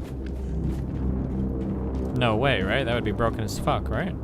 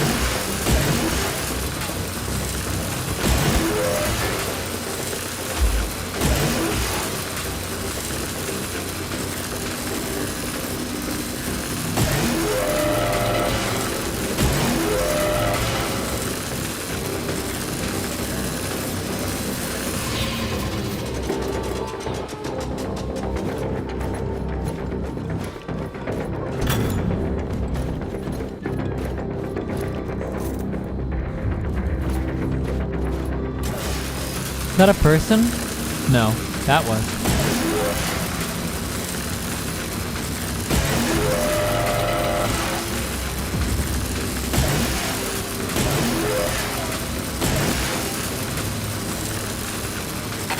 Okay, hey man, you need to shove that nuke right up in their filthy Nazi nerve center. The Ober Commando is situated at ground level directly above the cavernous vault with all that alien shit inside. You gotta haul your ass on up there, baby.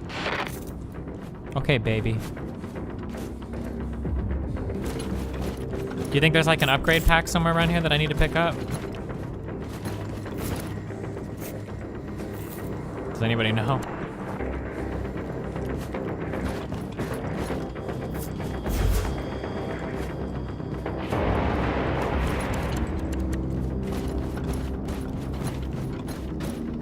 I'm gonna say nah.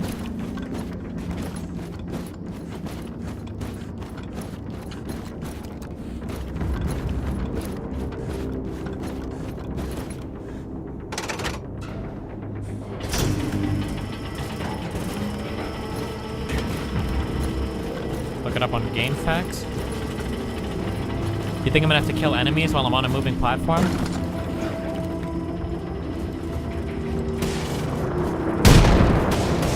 Oh, cool.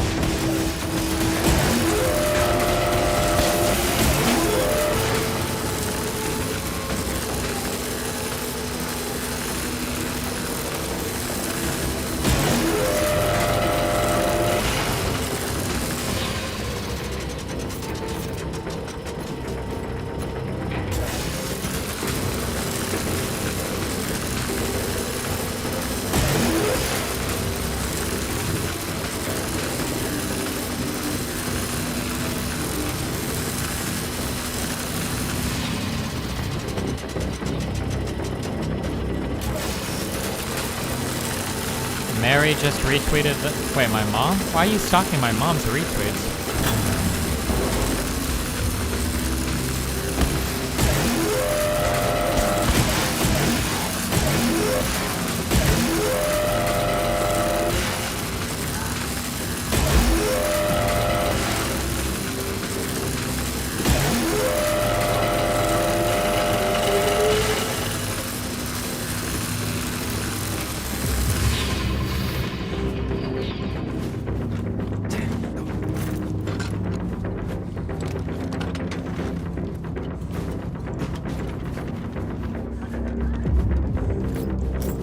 Ah, fuck. Please don't make me go through that whole elevator ride again. I'm sorry, I should have been looking around. I was being greedy. I was looking for armor. I'm sorry. Please don't make me... People are saying donations are broken? I don't see anything going through on my end. Why? Wait, what's it say when you try to do it?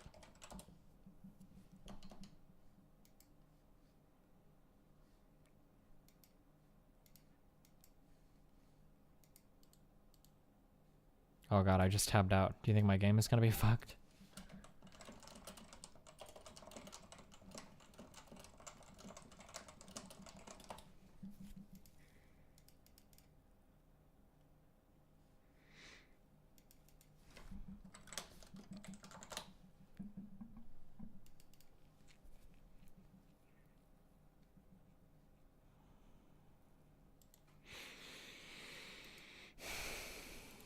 Oh, this guy?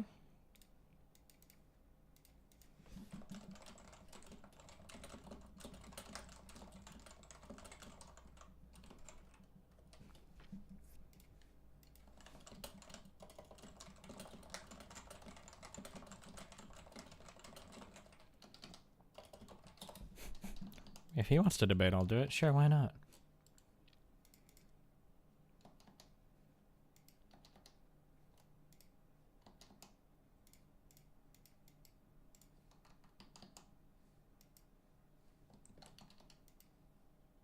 Please don't be crashed.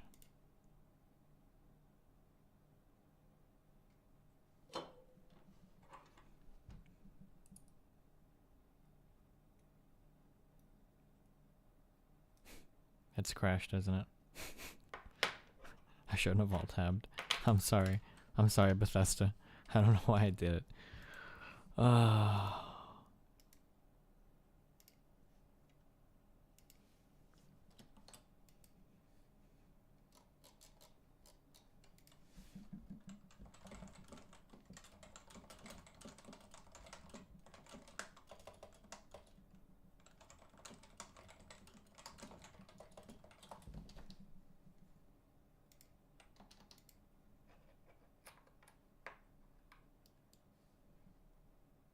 Wait, why did we click rust? Oh.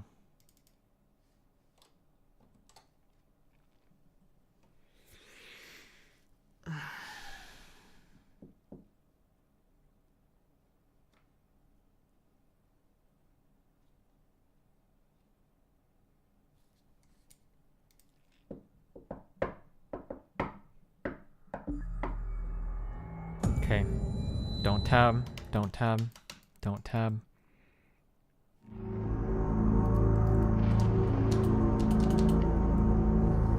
We're better than that.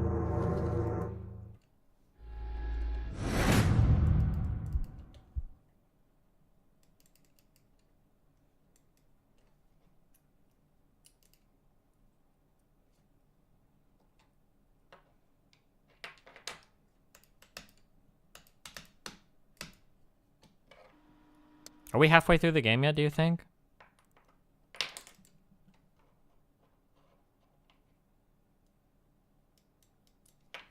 What is the Tassadar tweet?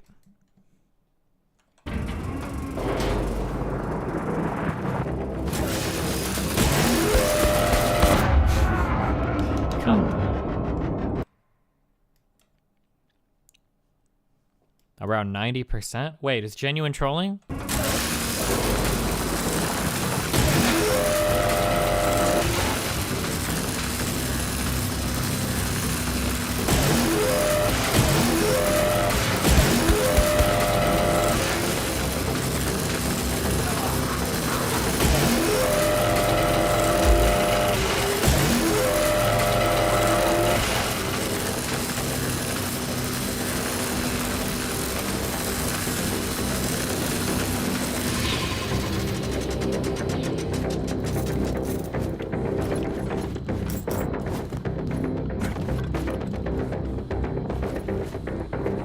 Oh shit, Easter egg?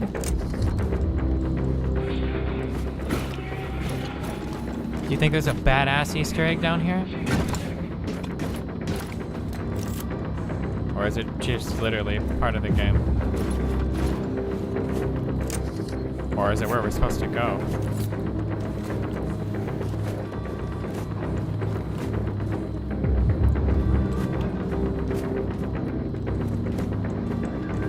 Yeah, never mind, just kidding.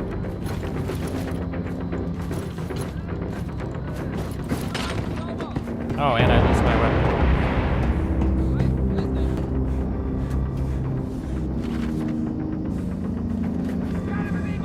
Ah!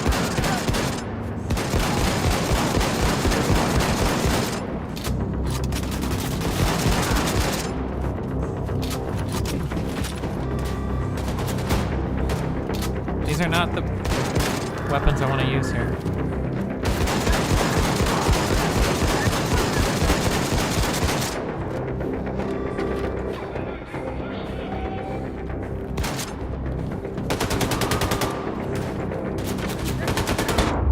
Fuck me.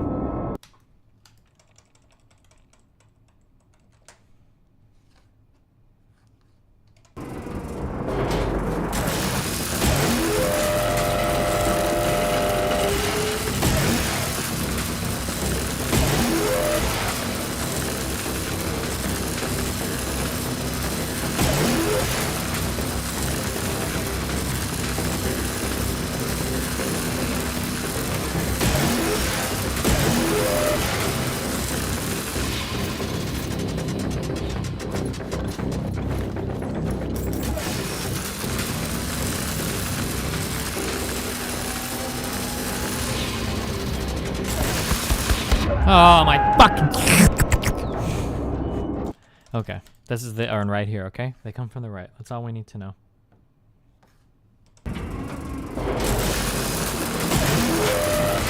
Okay, one. Oh my god, I didn't kill the robot. This feels like a good Bethesda load screen right here.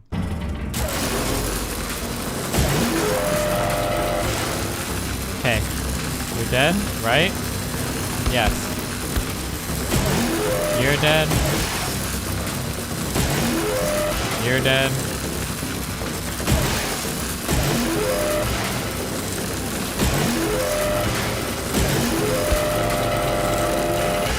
Alright.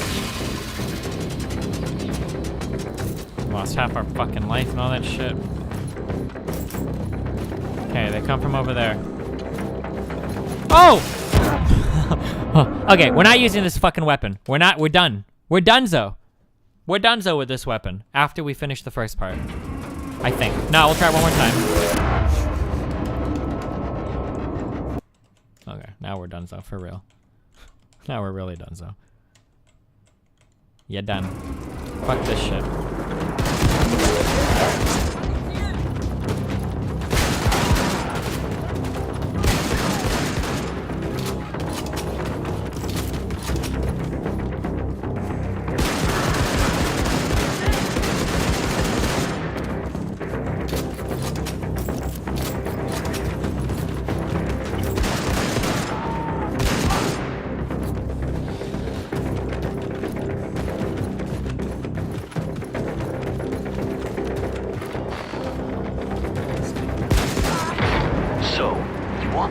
To leave the warhead alone once you planted it, right? Yeah. Well, what you gotta do is place it in the Oberkommando's nuclear reactor. That way the Nazis won't be able to track its radiation signature. They won't find it, they won't disarm it. Okay.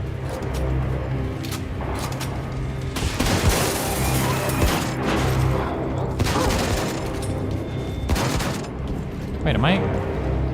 Yes, I am.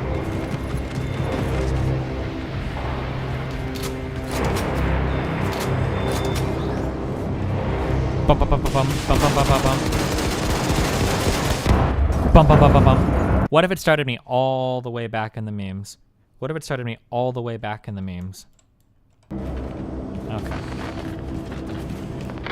So, you want the Nazis to leave the warhead alone once you planted it, right? Well, what you gotta do is place it in the Oberkommando's nuclear reactor. That way the Nazis won't be able to track its radiation signature. Oh my god. They won't find it, they won't disarm it. You gotta respond to that Ben guy? No, I don't. He either DM'd me his contact details so we can debate, or he fucked off.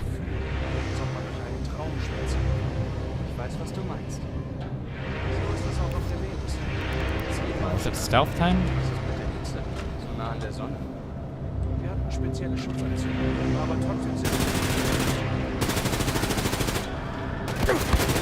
Oh.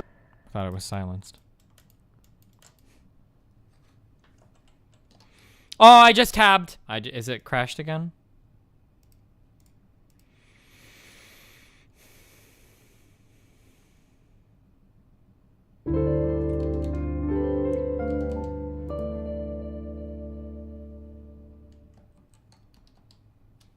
Oh, he ducked. Oh, it didn't crash.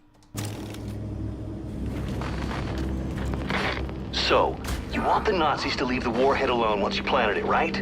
Well, what you gotta do is place it in the Oberkommando's nuclear reactor. Wow, that thanks, way the Nazis Railgun. won't be able to track its radiation Hitler signature. took a wheel. They won't find it, they won't disarm it.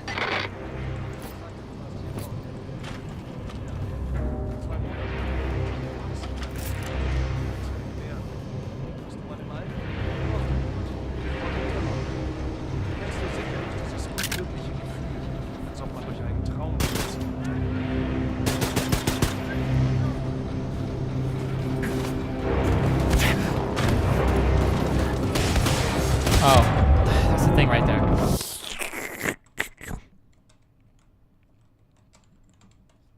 I'm all tapping for Twitter, Derver. So, you want the Nazis to leave the warhead alone once you planted it, right? Well, what you gotta do is place it in the Oberkommando's nuclear reactor. That way the Nazis won't be able to track its radiation signature. They won't find it, they won't disarm it. Can we just go big? Do you think? Or are we gonna die doing this?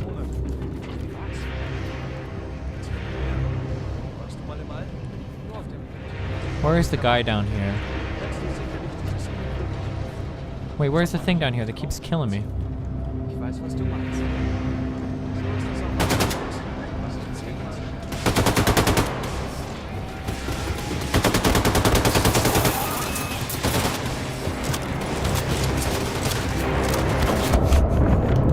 Okay, never mind. We can't do it.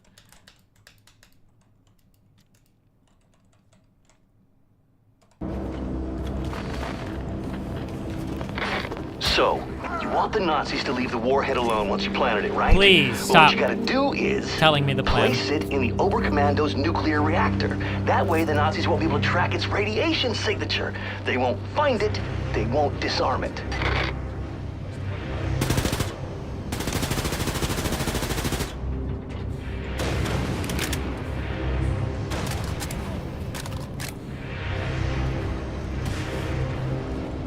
Oh wait, do they see me? Yep. Okay, this glass is impenetrable though, right?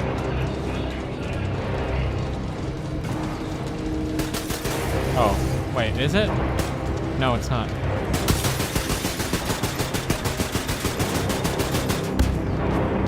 Did I just get hit?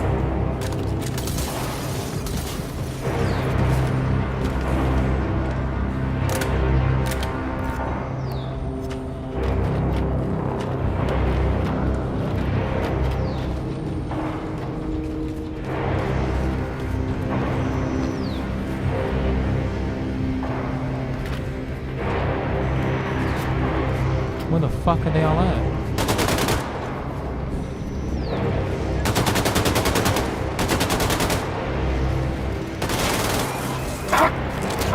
What? Where did this guy come from?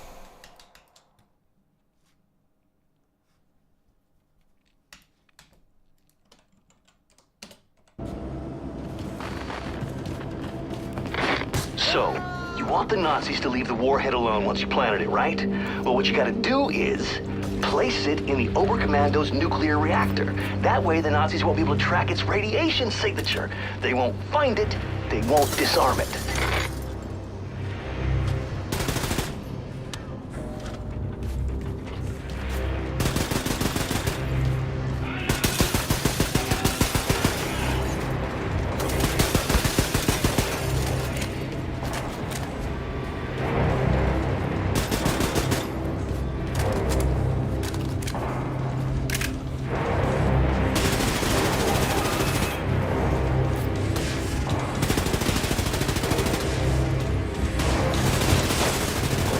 Ah, there was another one. Holy shit.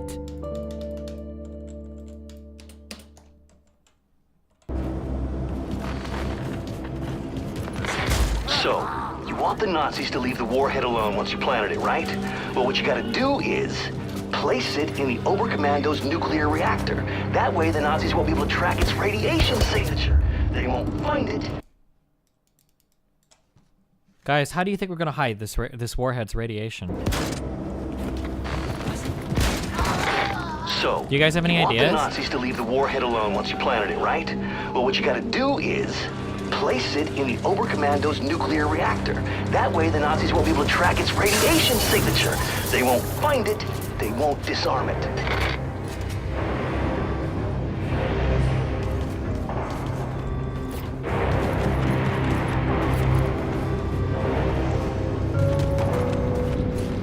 Where's the fucking dog? Cancer Man, take me by the hand, lead me to the land that you understand. Cancer Man, the voyage to the corner of the hospital is a real trip. Cancer Man, trust us, ill man. No, I see the dog! Soaking your back emo of the land. Cancer Man, bonus me and carrot. Wow, nice bonus there.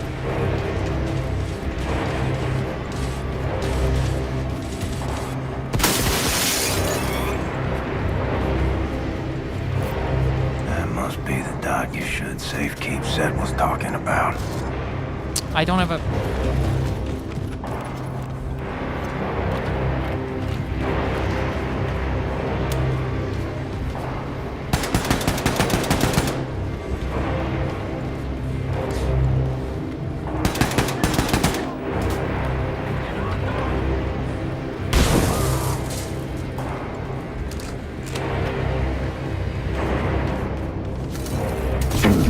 No way could he see me!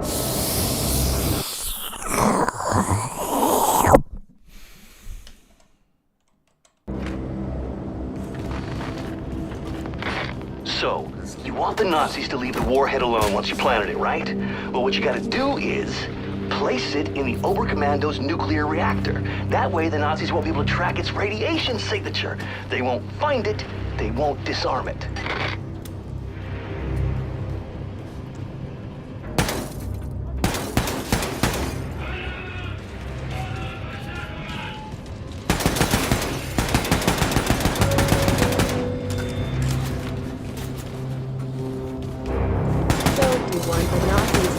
Warhead alone once you've planted it, right? Well, what you gotta do is place it in the Oberkommando's nuclear reactor. That way, the Nazis won't be able to track its radiation signature. Oh, I'm gonna try that this time.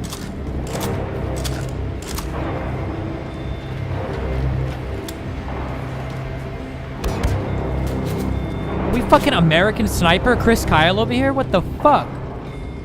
Oh my god, it is! It's him. It's him.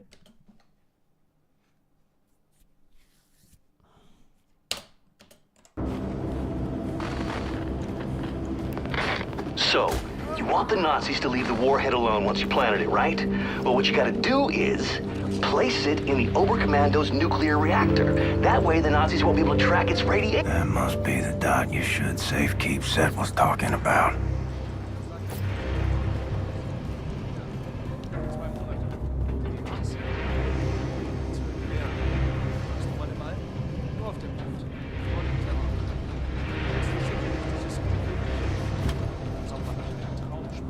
If I like uncrouch, can they see me?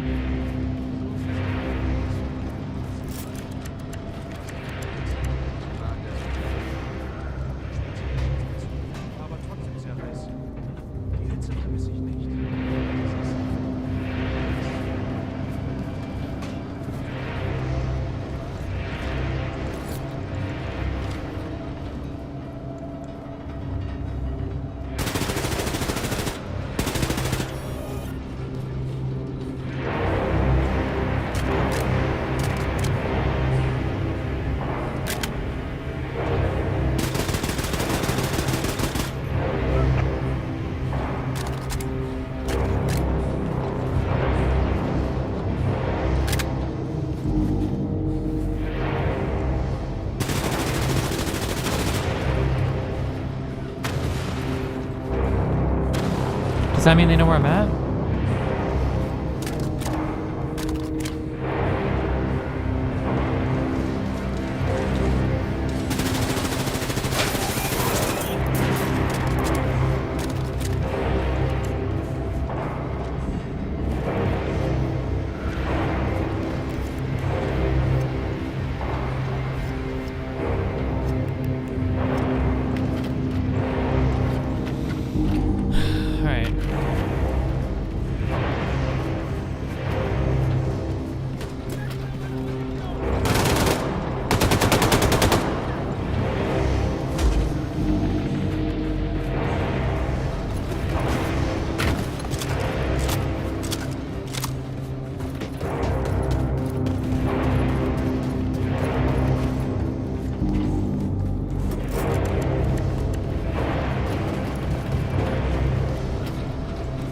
Are we good?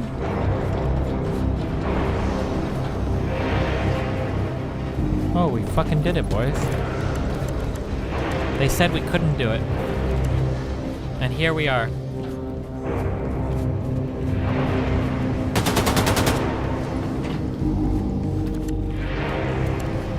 I think. Okay, now are we good? Last motherfucker? Alright. Jesus.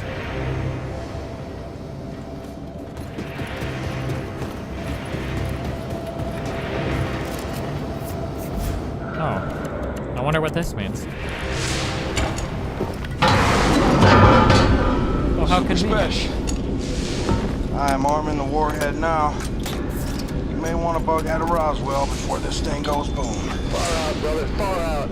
I have my guy at City Hall sound the tornado alarm, evacuate the whole town. Look for an exit and get the hell out of the blast zone. I'm almost done clearing out mission control. Meet you at the rendezvous by Galveston. Done deal.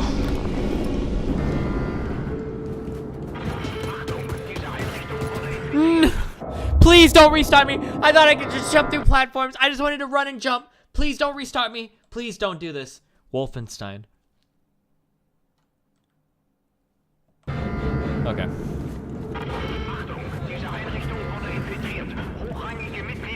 Think I can make that jump? Oh!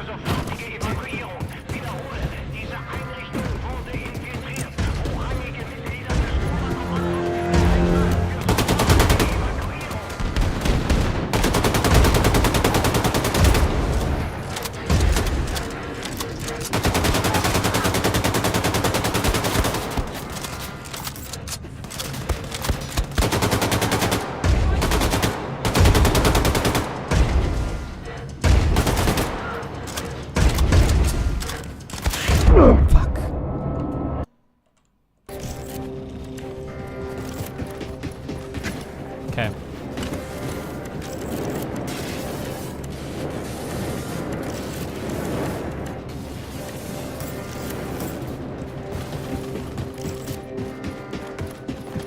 Time to get the hell out of Dodge.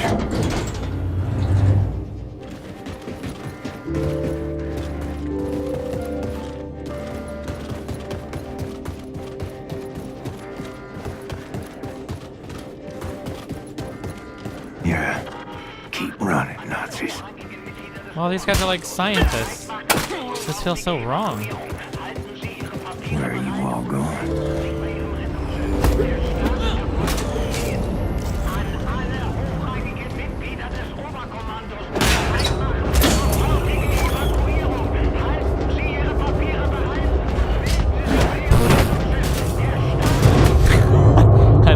I'm not sure what I thought would happen there. I'm not gonna lie. Mr. Moten is banning people? Wait, in my chat? Why? Keep running, Nazis.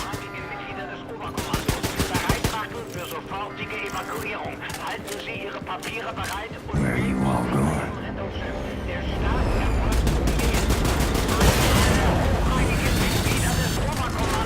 I didn't need to reload here. Oh.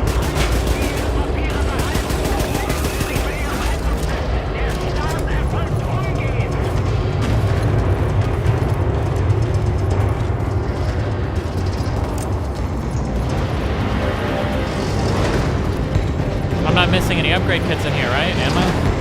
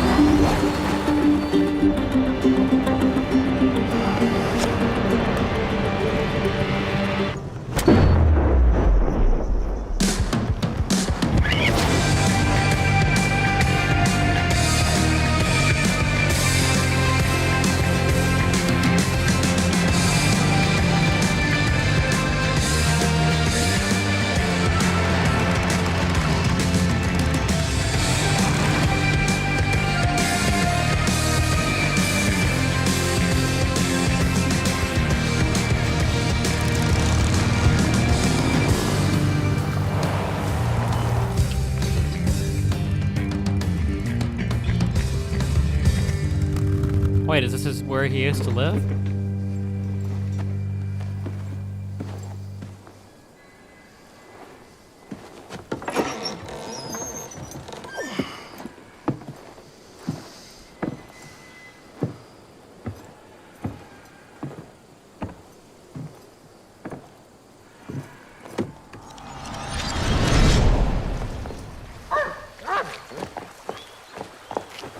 Hey, boy. My name's Billy. What's your name? My name's Billy, too, but my daddy says I'm not supposed to play with you. Dumbass. Why'd he say that? My daddy said that Negroes are a sickness on the community and a bad influence, dirty and thieves, and beggars and bums, and they don't know how to read or write, and that they're stinky and stupid and lazy and way too lazy to work an honest job. Well, my daddy did, but my mama say white folks is mean as all get out, and hating and resenting on account they used to keep all colors as slaves, and now they're not allowed no more. And that's why I can't use a good restroom at the fair, and the man in the store won't let me in so I can buy chewing gum or soda pop. She's not the same girl that the one. What kind of chewing You know gum what I- you like? Right? Injun Scout. Red or yellow? Yellow. I hate the red ones. The red ones taste like puke. Yeah. What you got in that jar, Billy? Oh, it's nothing at all. It's for catching tadpoles. What you gonna do with tadpoles in that jar? Just go watch them swim. I feed them crumbs and carrots from the yard. Then they become pinky frogs. Well, I've seen tadpoles down the stream. Follow me and I'll show you. Are we supposed to know who this girl is? Like, was she in the first game as an older person, or? Come on.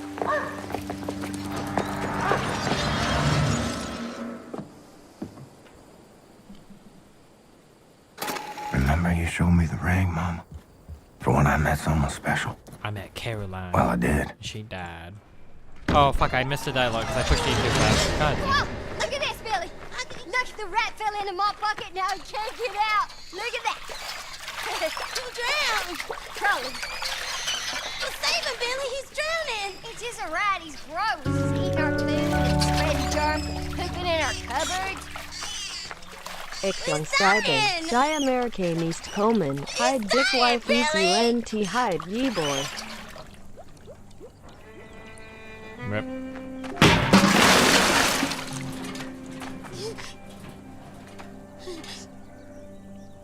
He's dead. Ah! Billy, look! Billy! Oh, it's a magical resurrecting rat.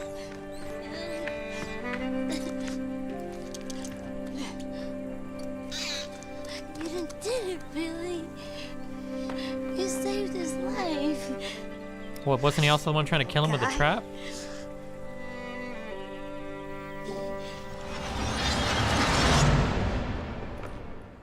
How old was I then? 19, 20 maybe? I was 9, maybe 10. Guys, I don't care about the JonTron H3H shit, okay? I really don't care. There's nothing we can do about it. Just let them meme, do their memes. It's whatever.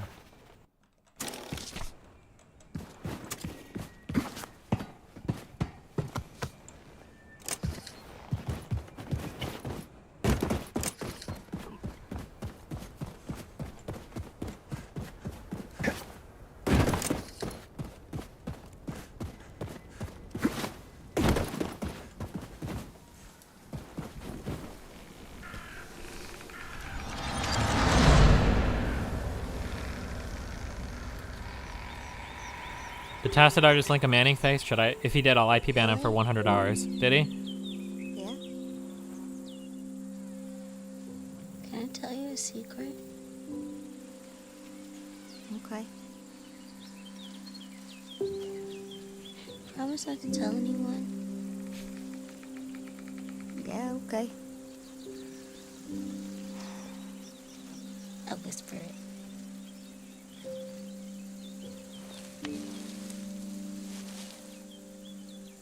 I think you're very handsome, and I like you.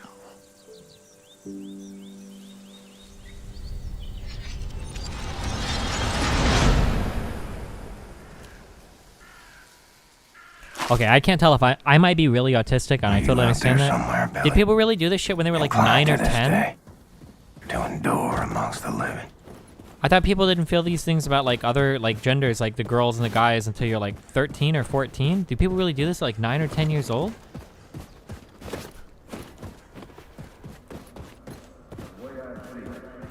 We got two options. Either I pay good money for a new pocket watch, or you go down the well and do it.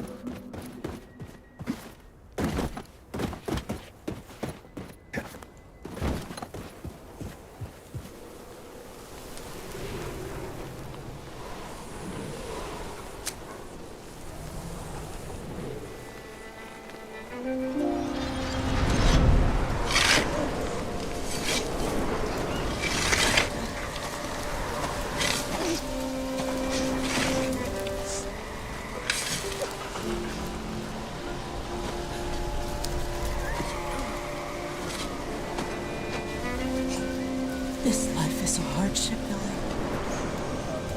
It is long, and it is paved with heartbreak.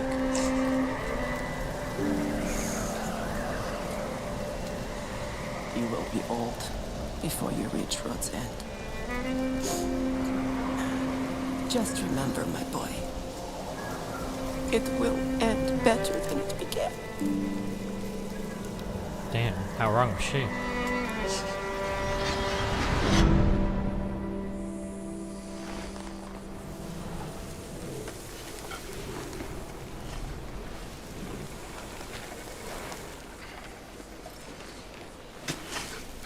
Do you think you have to fight the dog? Does it come back later on as like a giant radioactive corpse? Holy shit.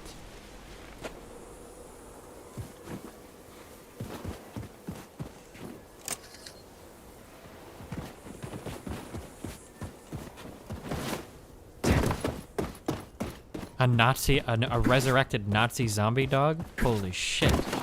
Alright, hold on. We're gonna try an alt tab here. Good luck.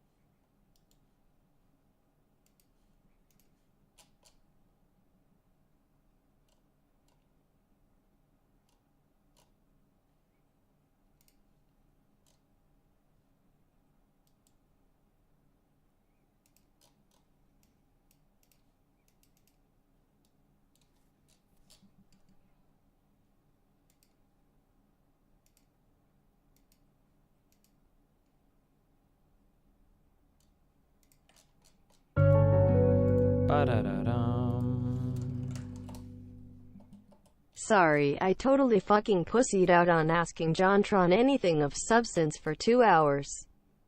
But I mean, if I ask him about my wife's brownness polluting the gene pool, I might lose money. And imagine all the mean Reddit comments I wouldn't read. 7,777 meters wheelchair access shallow pan of food ye. Nice.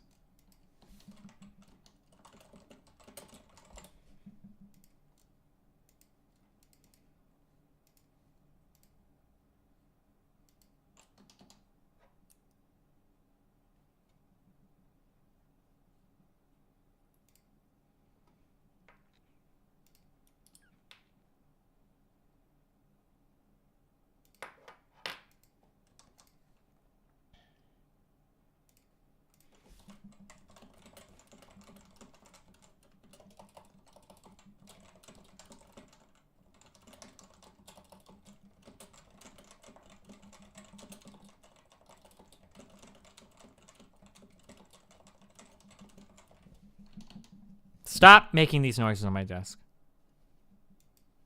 Hold on, I'll be back in a second. Running 3 minutes of ads. Be careful. I love you all very much.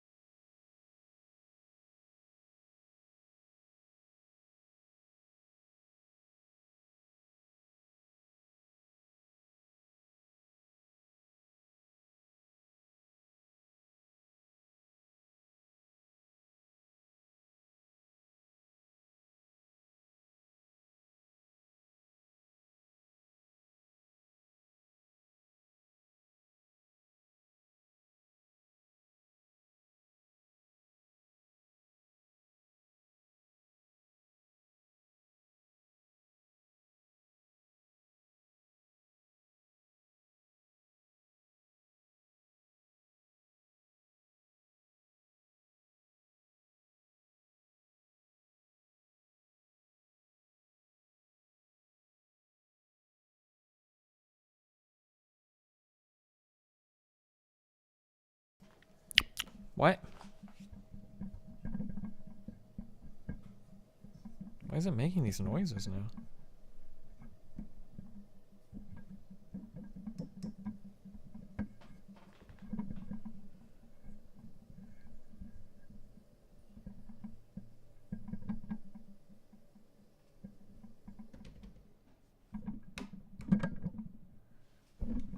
Oh.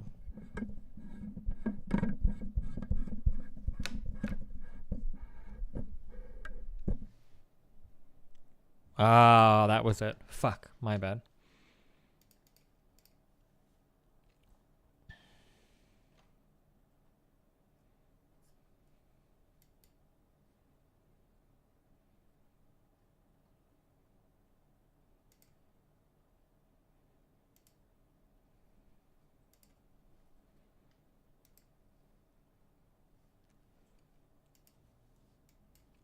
You can fix the game now that it crashed again? Listen, dude.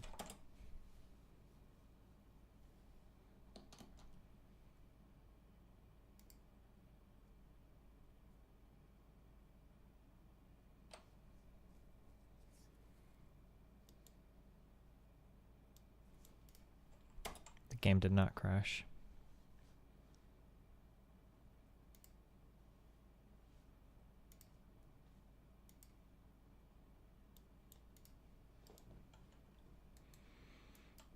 What microphone I'm to use? I don't know. Some random shit that attaches to my desk.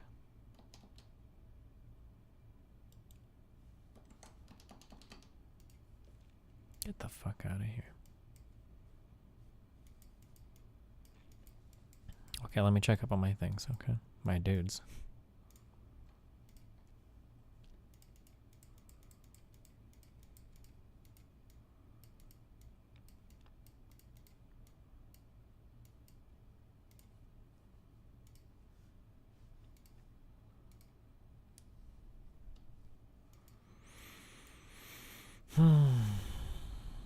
Did I already do the pedophilia debate? I sure did. It was a blast, my dude. You should have been there. Listen to it or I'll expose Destiny. Wait, what?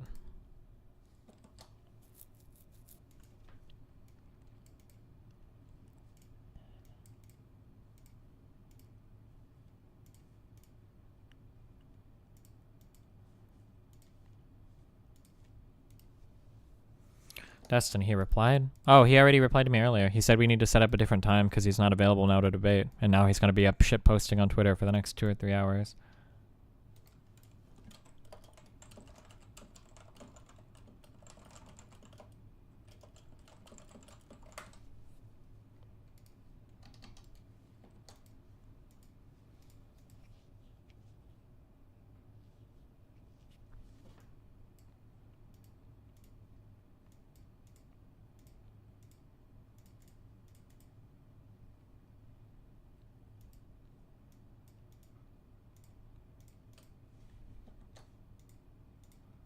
Oh shit, we're supposed to do a guild meeting tonight.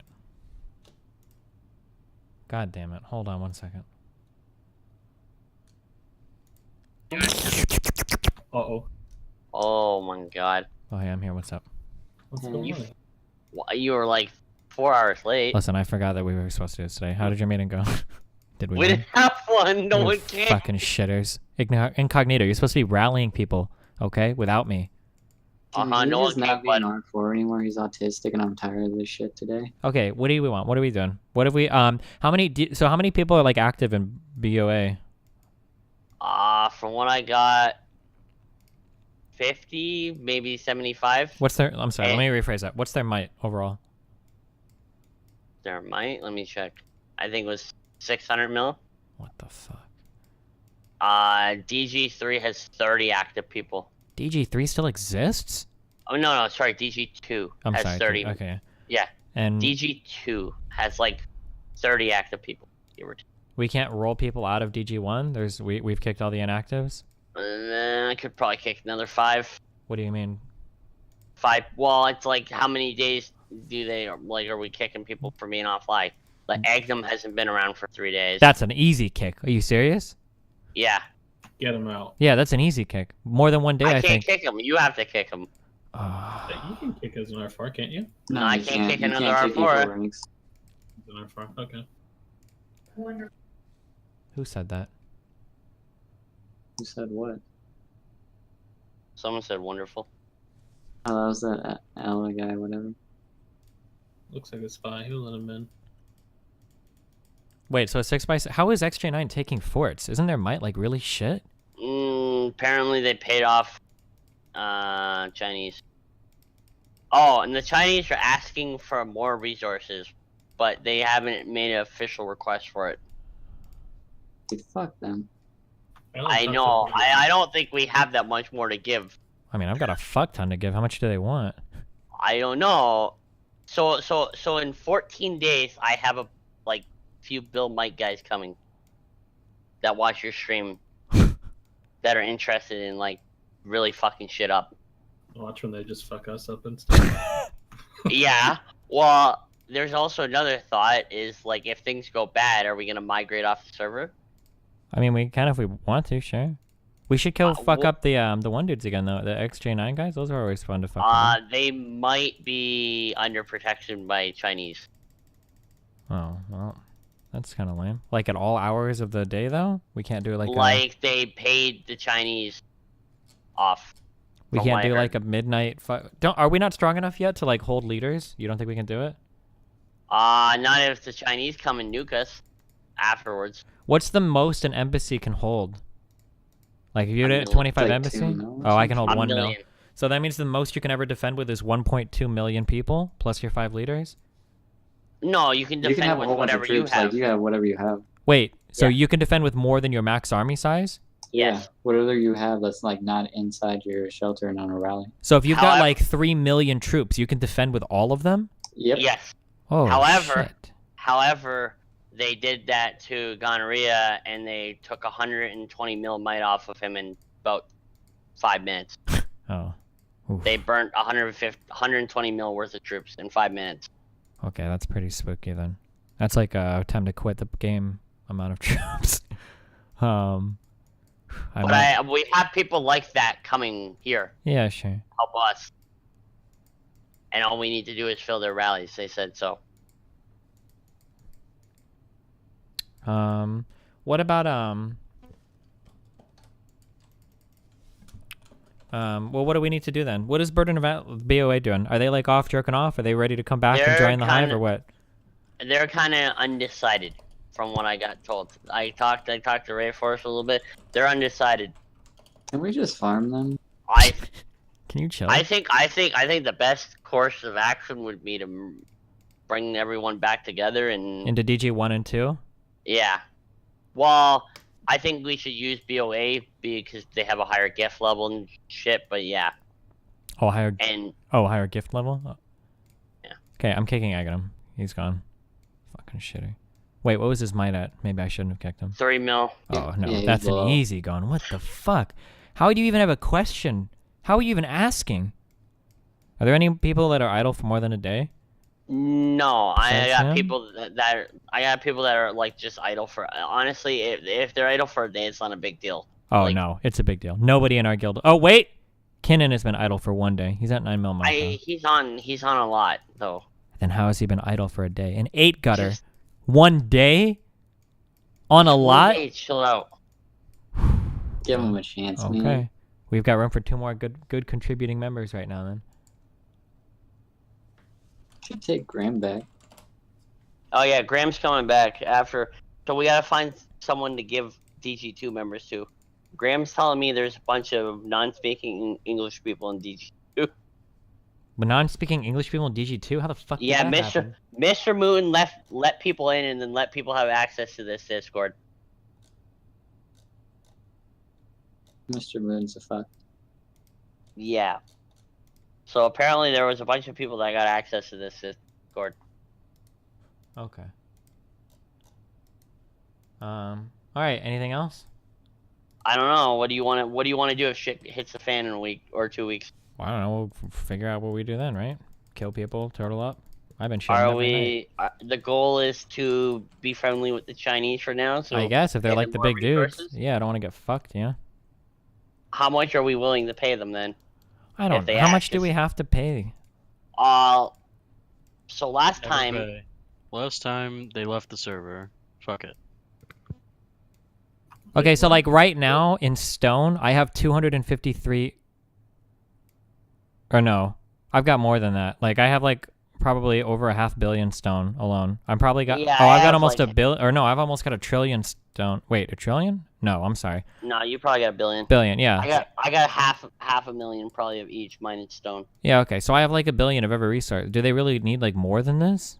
Dude, they are hungry as fuck for resources. What'd they ask for last time?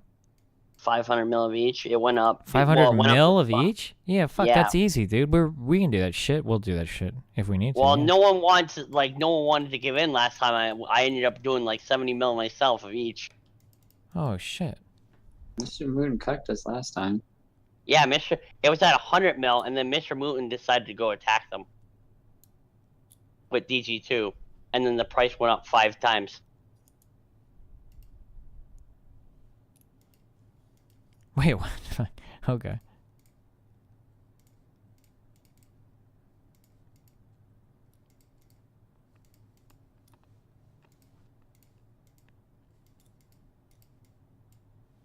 Okay, cool. All right. Anything else? Are we good? No, I don't have any, and I don't. You know what? I got a thing. Promote Fester and what's his face in your hideaway to rank 4 because I'm not on all the time, and Wait, some assets which not that people? much. So Hot 7 and Hypo Belly, they're rank 3. Oh, and Glass. Glass is GLACECN. So hot 7, you said? Yeah, So Hot 7, Hypo Belly, and Glass. So GLACE.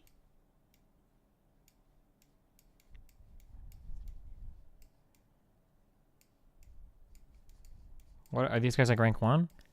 No, they're all in rank 3. Okay, all in rank 3. Had it all set up for you. Oh, Hypo Belly and Glace. Okay. Is Glace Yeah. really Chinese? Yeah. Is he like a DGG or is he just like a random Yeah, dude? he's a DGer. Why do I have He's right Chinese here. fans? Wait, in here? He's typing in chat right now. He talks. Whatever, okay. He's not a spy. We'll see about that. All right.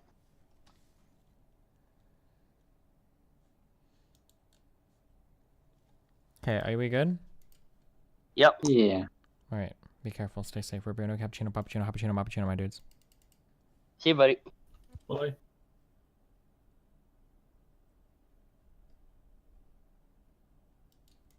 Alright. Okay, Now so- that- Alright.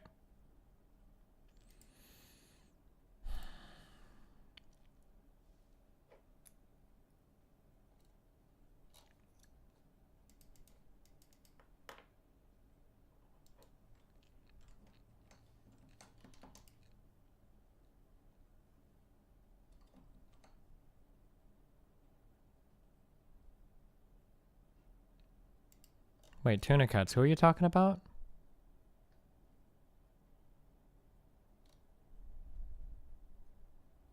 Oh. Fuck, I actually have a business meeting tomorrow morning. That's like the only time that I ever have like a meeting. I shouldn't have told him I'm always free. Friday. My schedule is actually like hella packed tomorrow. What do we do? Hold on.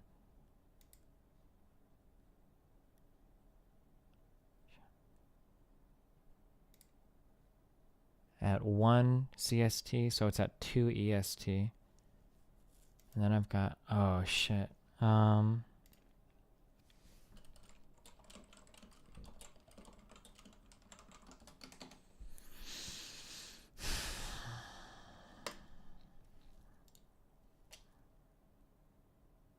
Is Destiny not free right now? Yeah, I am, but he says he's got to sleep. And by sleep, he means he's probably going to be up for another 3 hours shit posting on Twitter, and then he'll go to sleep.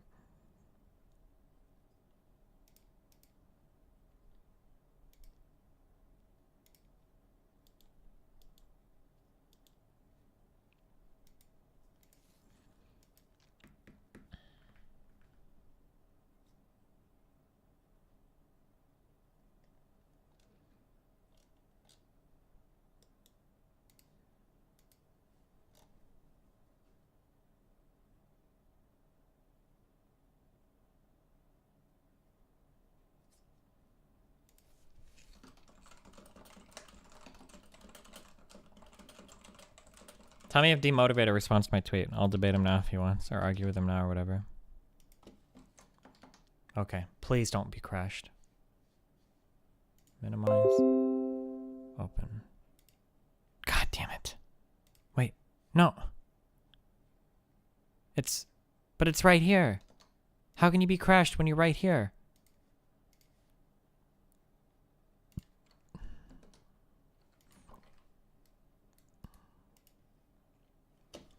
Somebody give me exactly what I put in the launch option so I can change this. Go.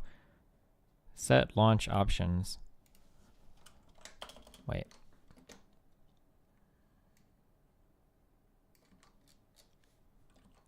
There.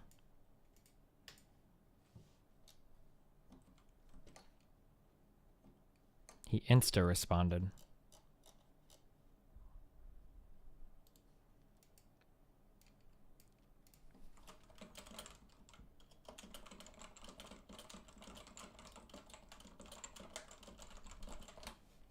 God damn it.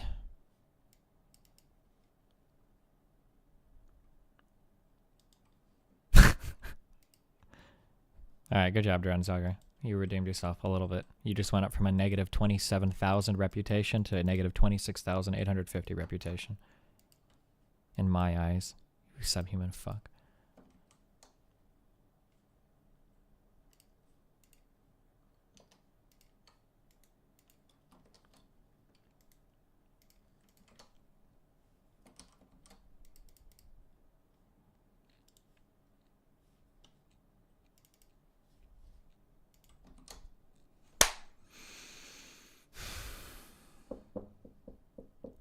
Destiny, my friend, how are you? I'm doing great, buddy. So is it weird when you're like German? How do you handle games like these? Do I have any German friends in my chat? Is it weird when you see like popular media and shit that like portrays like Nazis as like the epitome of like human evil? Like when you watch like Marvel movies and shit and there's like Captain America and all that shit. Is that like strange? These alternate realities where all the evil people are speaking German and stuff?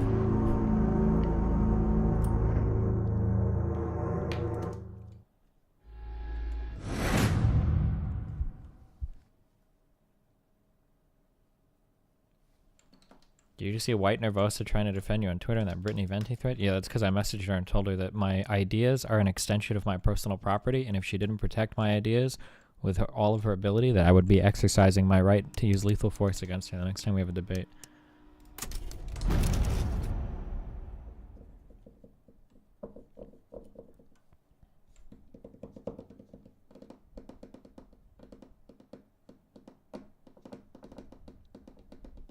I told the same thing to that other Patricia. Lethal memes, my boys. Alright. How did Django make you feel? Like nothing. I will say though that watching Get Out was a very interesting experience. I had feelings that I'd never felt before. Mama! Daddy! What's the goddamn ruckus? Annie and Howie, they followed me. They pinned me down. They took my pocket knife. What the hell is wrong with you? You let them take your property? See? They're gonna walk all over See? you till there's nothing left. Now, I gave you that pocket knife. It was in your care. It's your responsibility. I will speak to their parents. You will do no such thing, Sophia. Oh, you gonna let your mommy fight your battles for you, are you, boy? Now you go on out there and take back what's yours, and you are not setting foot in this house again until you do. Escalate to lethal force to defend your personal property. You're goddamn right. I am the danger.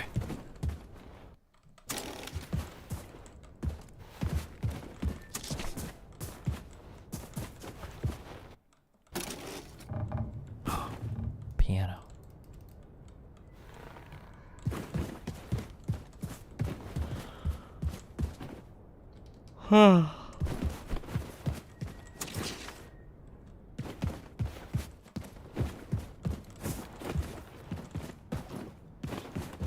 Basement or upstairs? Let's go to the basement.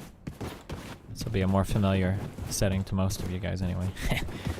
fucking god, boy. I'll be in the grave rotting away, and still a better daddy than you. daddy than you.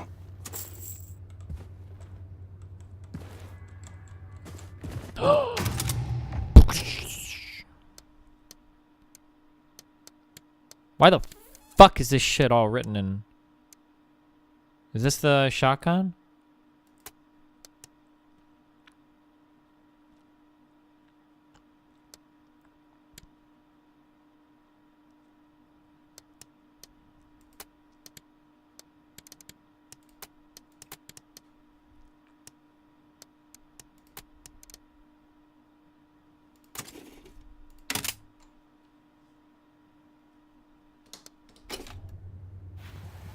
Go for the silenced pistol? Why, when I already have silenced some machine guns?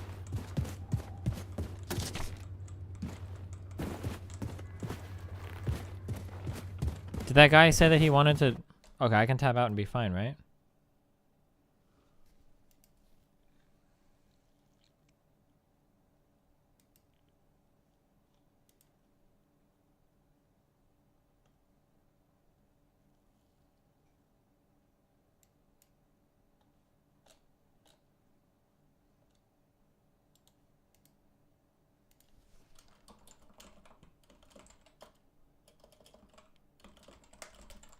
Fuck, Aaron's hungry. We might have to go get something to eat.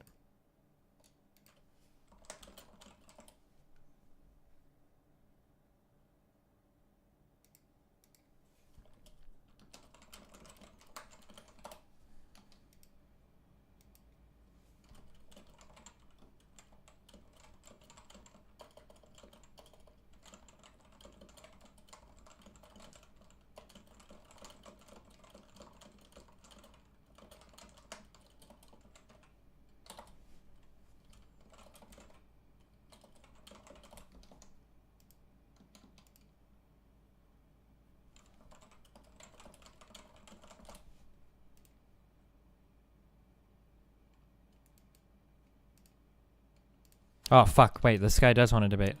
So I should go get food, like, now. Am I close to done with this level? Am I really close to done?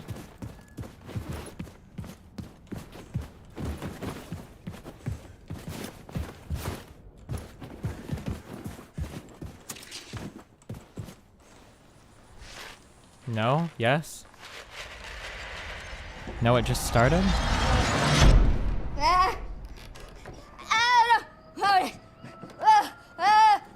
Hey. Is this where you find out that Son, dad I have tried really loves the son? reasoning with you. I've tried smacking sense into you till the cows come home, and nothing is working. Oh, he has ADHD, Every night doesn't he? you wake me up with these noises. Why is he dressed like this in the middle of the night? No matter how many times I try to tell you there are no monsters in our basement. Sorry, Daddy. At night, I see them. Clear as daylight. They're coming to kill Mama. All right. Here's what we're going to do. You take this. Wow. And you and I are going down into the basement. And any monsters that show up, we shoot them dead. Right between their eyes. Sometimes the best way to fix a problem is to face it head on. You with me? I bet he locked those two kids up Yes, downstairs that took his knife. Sophia, you in on this? You see them? No, Daddy. The monsters are gone. Well, I reckon if you do no wrong, ain't no monster gonna come after you, son. You think we scared them off for good this time? May I keep the gun? Just want to jack. That's his private property, his personal property. Holy shit! It's faced right into his fucking eye.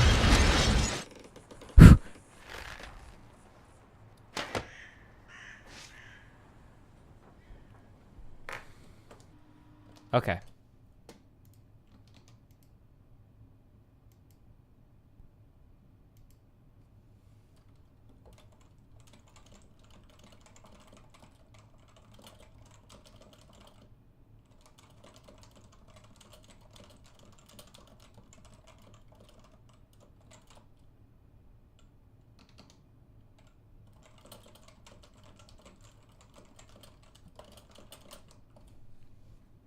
Okay, I need to go get food real quick so that I can talk to this dude.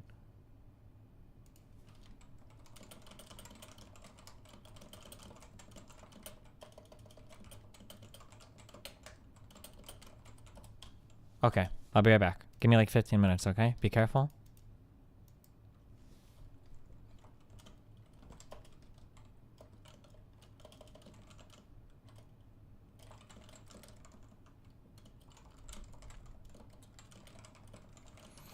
Or can I watch your Twitter Let's Play series?